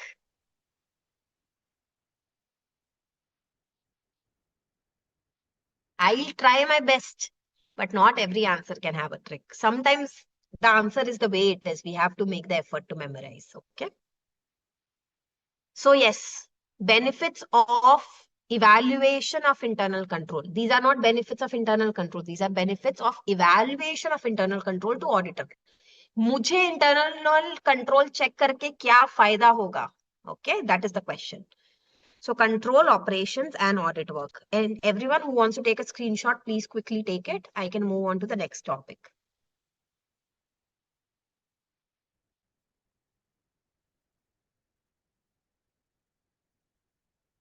Everyone done? Can I move on to the next topic?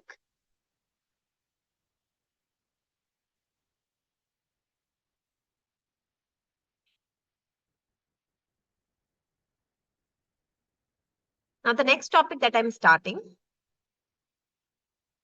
is that I am telling you since two lectures, this is the third lecture, that we have to evaluate internal control system. We have to check internal control system. But till now, I have not taught you how to do it. Okay. I've told you what to check, what are the benefits of it, what is internal control system, everything I've taught you, but I have not taught you that how to check internal control system. How do I do the work, ma'am? I have understood the theory, but how do I do the work? So the next topic that we are studying is evaluation of internal control methods. Methods to evaluate internal control. This is the most fun topic in, so other theory answers were a little heavy theory, but this is a very easy breezy answer. Very easy to understand, very easy to memorize, everything easy about this. So methods to evaluate internal control. First method, Before I tell you the name, let's say this. Vaishnavi and Kashish, okay? So Vaishnavi and Kashish, you have gone to, let's say, a small grocery store only, let's take example, or you have gone to a electronic store. They sell all the electronic equipments, wires and everything. Okay, so Kashish and Vaishnavi have gone there. So it's a small store, and but their turnover is quite good. They are a very old shop. So when you go there and you ask, there is a Seth Ji sitting there, and you tell them, "Sir, please tell us your internal control policy." Do you think he'll understand? Kashish and Vaishnavi, please tell us your internal control policy, sir. Can we have a look at your document, sir? No. But audit standards of auditing to is saying I have to check internal control system, but my Sethji is not even familiar with the word. Okay. So what Kashish and Vaishnavi will start doing, they'll start looking around and they'll start noting things. Oh, cash is being handled only by Sethji throughout the day. Keys is with only Sethji. There is a staff called Purushottam. He's handling the customers who are trying to buy electronic equipments. There's a staff, Mr. Raju, who's trying to buy all the equipments under 500 rupees. So you are just observing and you are noting down what is happening in the entity. This is one style of evaluating internal control. It's called as narrative record. So do you think this kind of work you can do in a big business? Gada Electronics. Do you think you can do this in a big business? Do you think Vaishnavi and Kashish can go in a big business and do all these things? No. Okay. So narrative record is a complete and exhaustive description, exhaustive and complete description of system that is found in operation. जो दिखा वो लिखा, जो दिखा वो लिखा. What you saw, you wrote. So what you saw, you have written it down. This is recommended when no formal control system exists. There is no formal control system. So that's why it is suitable for small businesses only.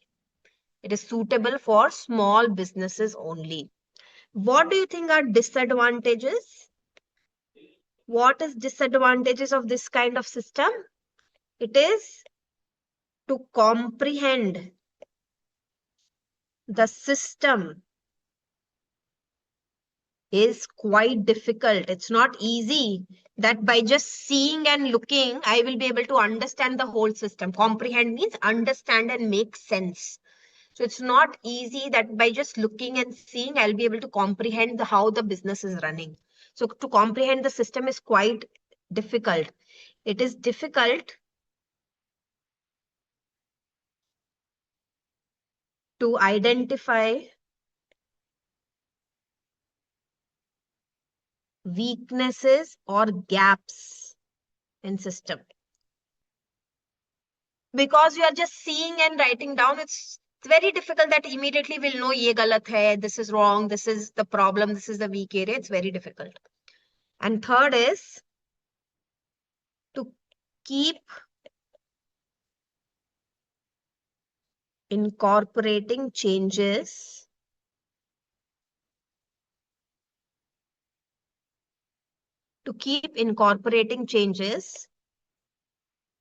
on account of reshuffling of manpower.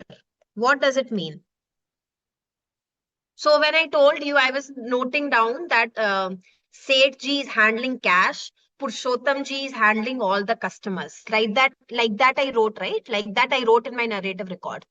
Now, suppose Purushottam ji has left the job. Purushottam ji was working for 20 years. Now, Purushottam ji has left job and now Mr. Chintu ji has come. Do you think immediately Chintu ji will take the role of everything that Purushottam ji was doing? Now, again, I have to write the whole narrative record and go and see what Chintu ji is doing and how much more Seth ji is working. My whole internal record will change. Narrative record will change if there is any small change in the entity. Yes. How much can we keep doing that? Okay. So what are the disadvantages of narrative record? It's very difficult to comprehend the system. It's difficult to identify weaknesses or gaps in the system, and we have to keep incorporating any changes that keeps happening. Is my voice glitching for everyone, or is it clear? Clear. Okay. Just check, there might be some disturbance in your mobile data or Wi-Fi. Manisha. Okay, let's come to the second type of method.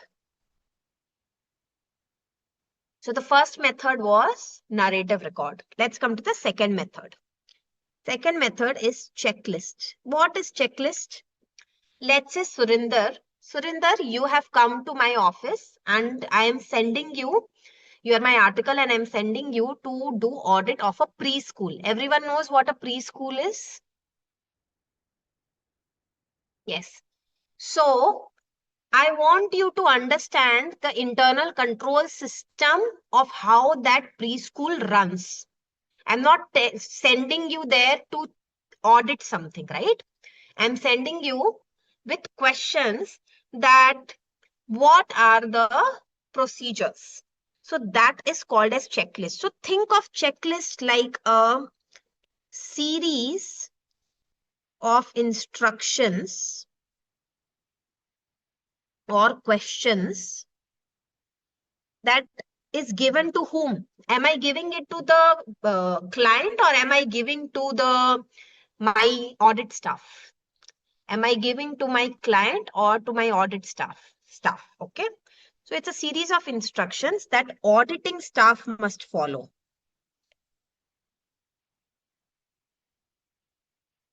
That an auditing staff must follow and put initial against the instruction. What is initials?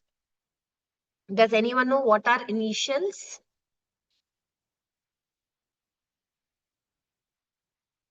Yeah, small signature, short form of your signature. Okay. So if I have given Surinder a checklist, anytime he completes a task, he has to put his signature that, okay, I have checked this, I have noted this down. Usually it can have yes, no, maybe. So usually the answers can be yes, no, and maybe. Is that clear?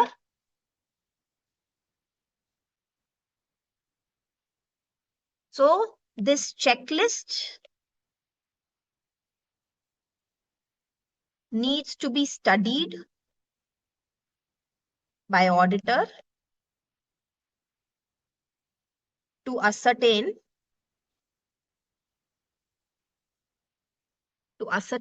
existence of internal control system and evaluate its implementation and efficiency.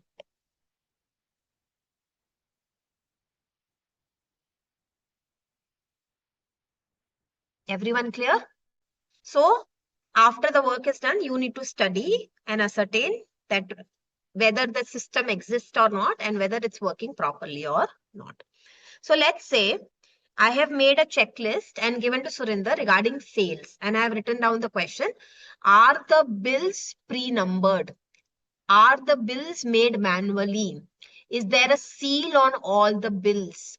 Is there an authorized person who makes sure the bills are executed?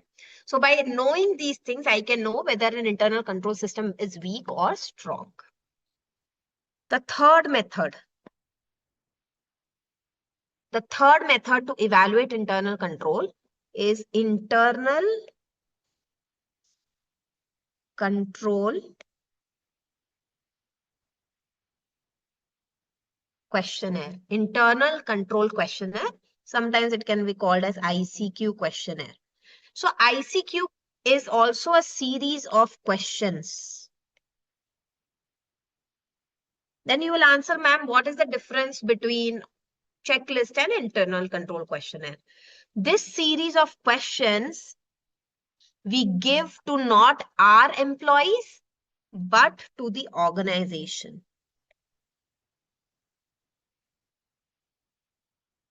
So I am appointed auditor of your company. Before I will start the audit, I am giving you a questionnaire. Please fill this up and give to me. Do you understand? So it's a series of questions that you give to the organization to fill up. Okay, it can be divided into various sections if you want. It can be regularly done for on small basis. So this will help you find where are the gaps, where are the things that are happening, where are the things that are not happening. If the answer is yes, it means it is satisfactory.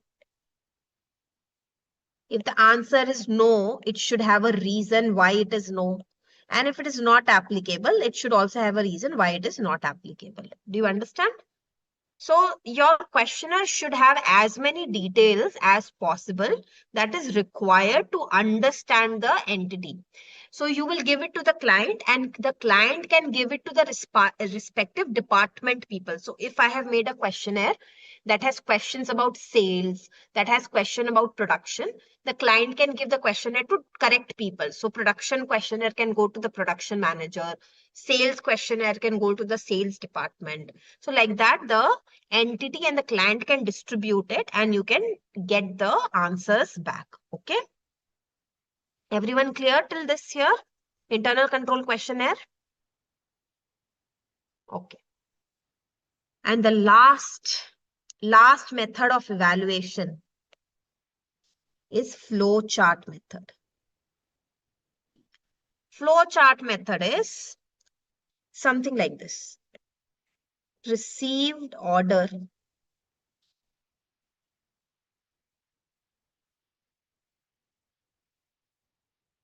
inventory department, check if goods available.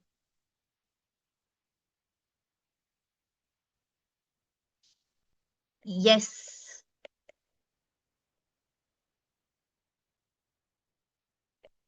Create a slip to inform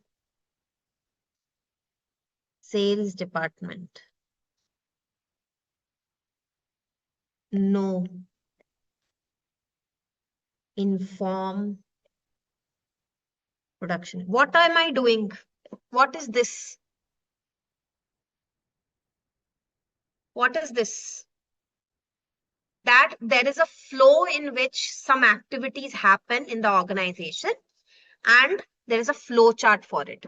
So one of the very easy way to understand that how the internal control system is running in an organization is by creating a flow chart. Is everyone clear? Is by creating a simple flow chart. So what does flow chart help in? It's a graphic representation. It's a graphic representation. It's a very concise way for auditor to get a bird's eye view, to get an overview of what and how the process happens in an organization.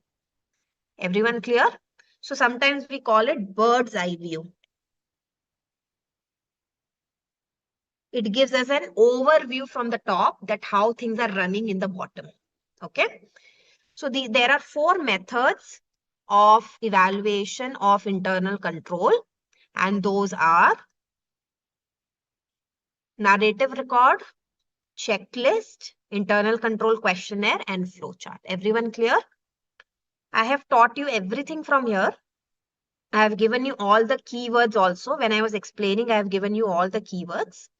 There are just 2 things I want to do from the book. These examples.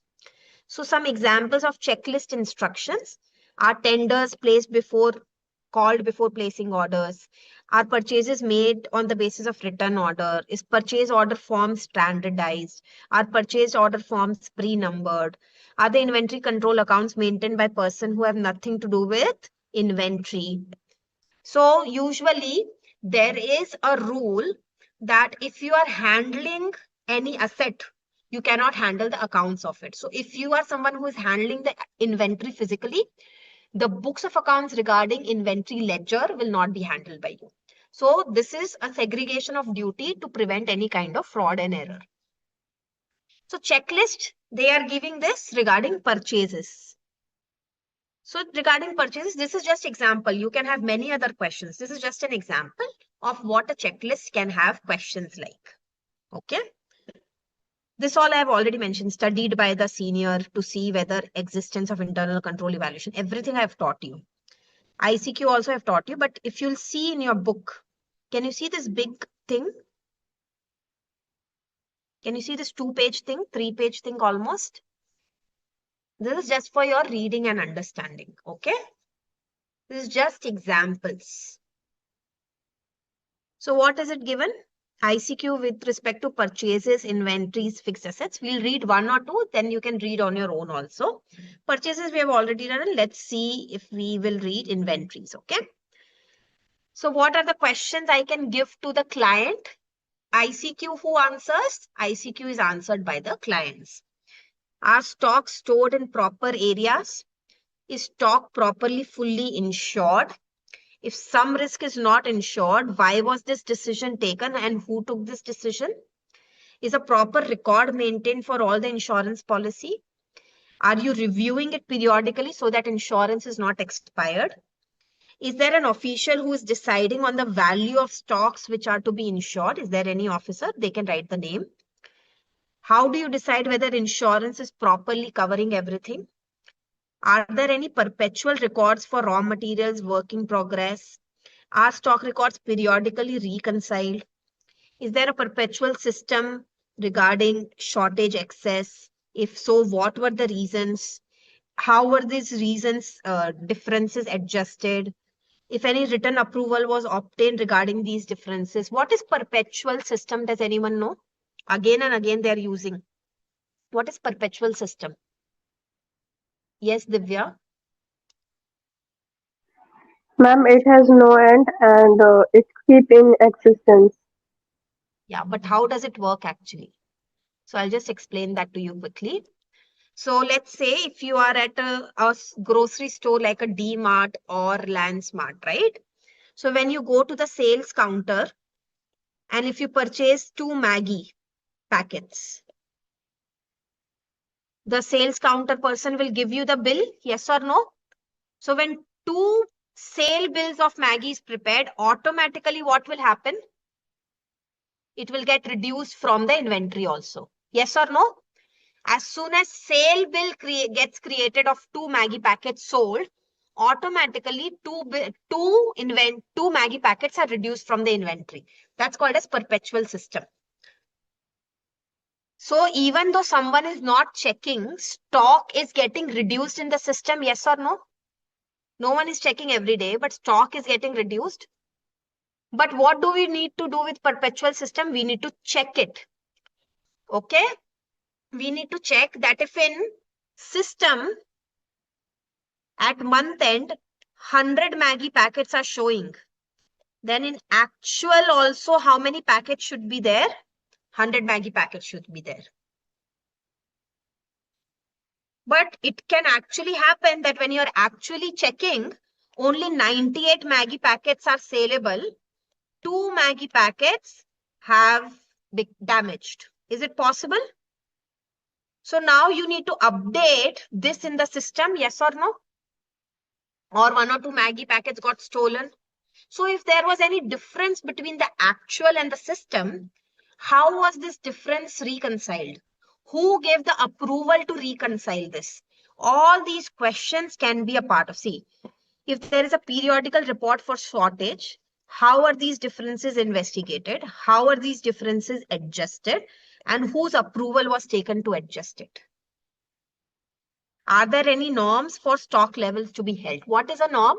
It means we have to keep a minimum Maggie stock of 50 Maggies or 70 Maggies or 100 Maggies every time should be there in our shop. So every company has a MOQ, which is, sorry, minimum maintenance level. So there is a minimum maintenance level that each company has a policy that if there is a dal, it should never go below 200 packets of 100 grams. So like that, for each thing, you may have a stock level, EOQ. So that also you can ask in your questionnaire. Did everyone understand? So this is just for your understanding. Read it so that you understand what an ICQ is. There are circumstances when one or twice ICQ has been asked. Then you can make on your own, but read this here. But I will not tell you to put too much energy in memorizing these 2 pages. This is for your understanding. Read it. Okay. Checklist and are prepared and checked by auditor himself, and questionnaire is prepared by auditor and provided to organization. Correct, Divya. Absolutely correct. Okay. So this is usually issued to the client, and client is requested to get it filled by concerned executives and give replies yes, no, along with explanatory notes. Yes, even articles can't do ICQ. Articles can do, we can make the ICQ, but we cannot fill up the ICQ. Okay. Flowchart also finished. It's a graphic representation of each part of company's system of internal control. It's a concise way. It minimizes the amount of narrative explanation, and it's a bird's eye view of the system and flow of transactions. Easily anything can be spotted and improvements can be suggested. Everyone clear? So we'll do 1 or 2 questions. In order to evaluate the internal control of your and my limited, a team member used a method according to which number of questions related to internal control were required to be answered by the employees of the company. Which method is this? Which was questions were required to be answered by the employees of the company. So which is it? Which method is this? ICQ. Okay. Healthy and useful is into small manufacturing as well as trading business. For the purpose of evaluating internal control, a team member of auditors use a method according to which the whole description of internal control that was operating in the said company was properly recorded. Which method is this? We are writing down the whole thing that we saw and that was operating. So it's narrative record. Finished.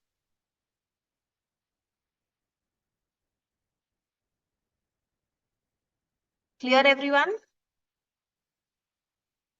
Now the last topic for the day, testing of internal control. Testing of internal control. Come to this part. What are the audit procedures we can use? So, write down here. What are the audit procedures we can use to test internal control? After assimilating the internal control, the auditor needs to examine whether and how far the system is actually in operation. So we have to do the actual testing of system in operation. So how do we do this testing? You have 4 methods: inspection, inquiry, reperformance, and testing of internal control of specialized computerized application. What does it mean? The one simple way of checking whether internal control system is by checking the documents supporting the transactions to gain evidence that internal control system have operated properly, which means verifying a transaction has been authorized. What does this mean? Suppose the internal control system is that if there is a difference between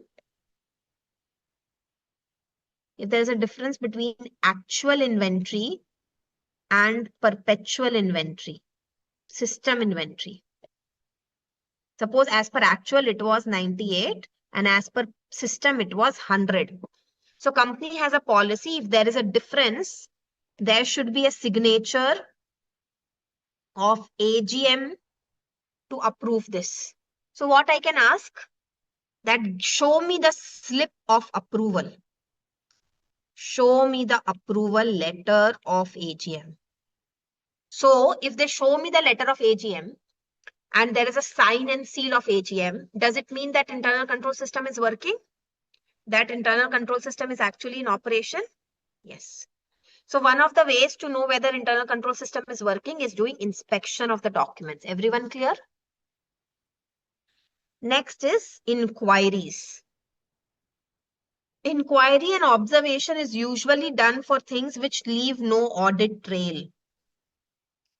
It means that if something has happened, so there is a rule that when new inventory comes, the supervisor will go and stand and see if the inventory has come. So it is not possible. Sometimes CCTV camera might not be there at that place, whether the supervisor was actually standing or not. So I can just ask to different people that whether supervisor was standing whenever new inventory comes or not. If I don't want to inquire, I will ask whenever the next inventory comes, I want to come and see you. So I'm just standing there and observing whether the supervisor comes or not comes. So another way of seeing whether internal control system is working or not is by inquiry and observation. Okay. Next is re-performance. What happens in re-performance? I'll put a dummy entry. Suppose there is a rule for purchases of more than 10 lakh rupees. 2 official approval is needed. So I put a dummy entry of 12 lakh rupees and I see if the system is creating a warning. 2 signatures needed. I cannot proceed. 2 signatures needed. So what is this method? Re-performance, which means in my control, I am performing the control system and checking if the control system is working or not. So what did I do? I made an entry in the system. I tried to put a purchase of 12 lakh rupees and it was immediately asking 2 signatures approval needed. So did it let me put the purchase of 12 lakh rupees in the system? Did the system allow me? So by this, did I come to know that the system is working properly? By this, I came to know that the system is working properly. Yes. So another way of checking the system is by doing re-performance. It's independent execution of procedures that were originally part. So you can do BRS. Everyone knows what is BRS, bank reconciliation. So if the company is saying we are doing BRS, you can find 1 or 2 dates and do BRS on your own and see if it was actually correctly done. Okay. So sometimes we can do the work again just to see if it was done correctly previously. And testing controls specified computerized applications. This I already gave you an example. We can also check whether the systems are working properly. Okay. So different ways in which we can test the internal control is given here. Okay.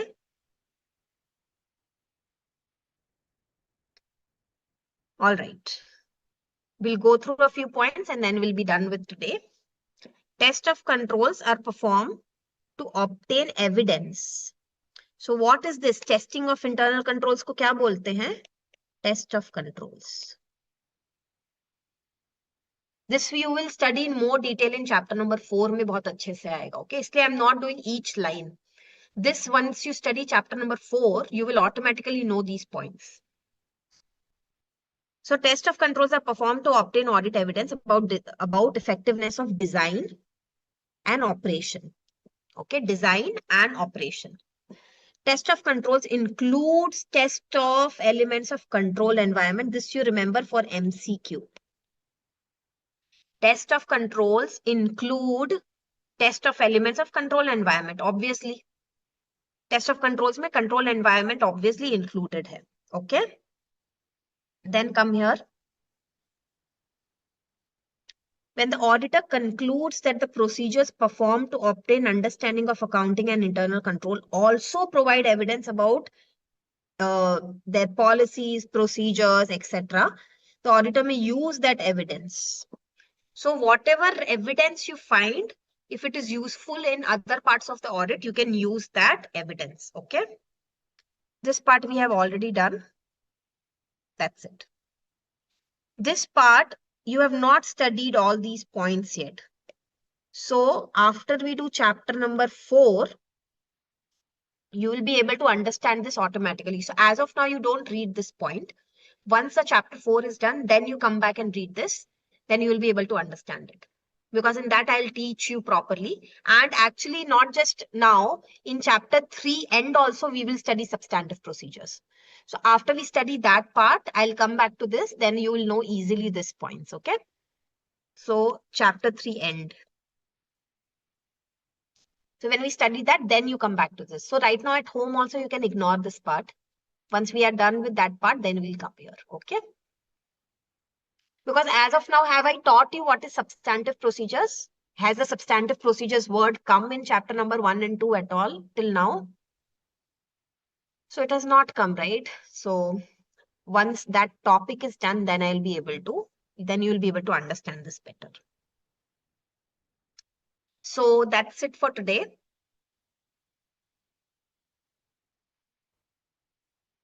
We'll do a few questions.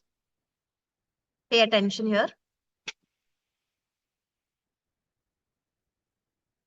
To evaluate the internal control of Kingsway Limited, a team member of the auditors used a method according to which number of questions related to internal control of the company were required to be answered by the employees of the company.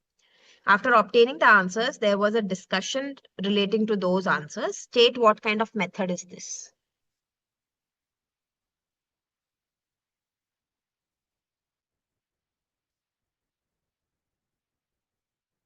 Okay. Then something I want to do for something I want to test that whether you remember the chapter, the lecture number 1 and 2 or not. Audit risk is a function of quickly tell me. Correct. Components of risk of material misstatement at assertion level are components of material misstatement at assertion level. Very good. This dash refers to a difference between amount, classification, presentation, or disclosure. Read this. Misstatement. And risk of material misstatement has how many components? All right. That's it for today. We have completed till here. We will be starting with automated environment. So next lecture will be our last lecture. We have around 2 more topics, automated environment and audit procedures, SE 330. So that part we'll be doing in the next lecture. All right. Please study. Lot of theoretical concepts are there in this chapter. So you have to make some effort to remember. Okay. All right.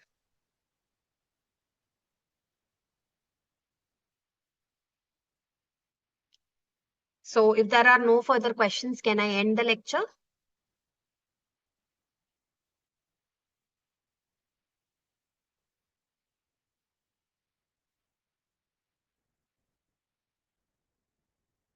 Okay. Study well, students.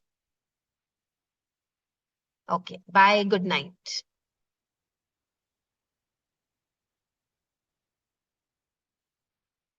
Manish ji, we can end the lecture now. Thank you, students. Good night. Take care.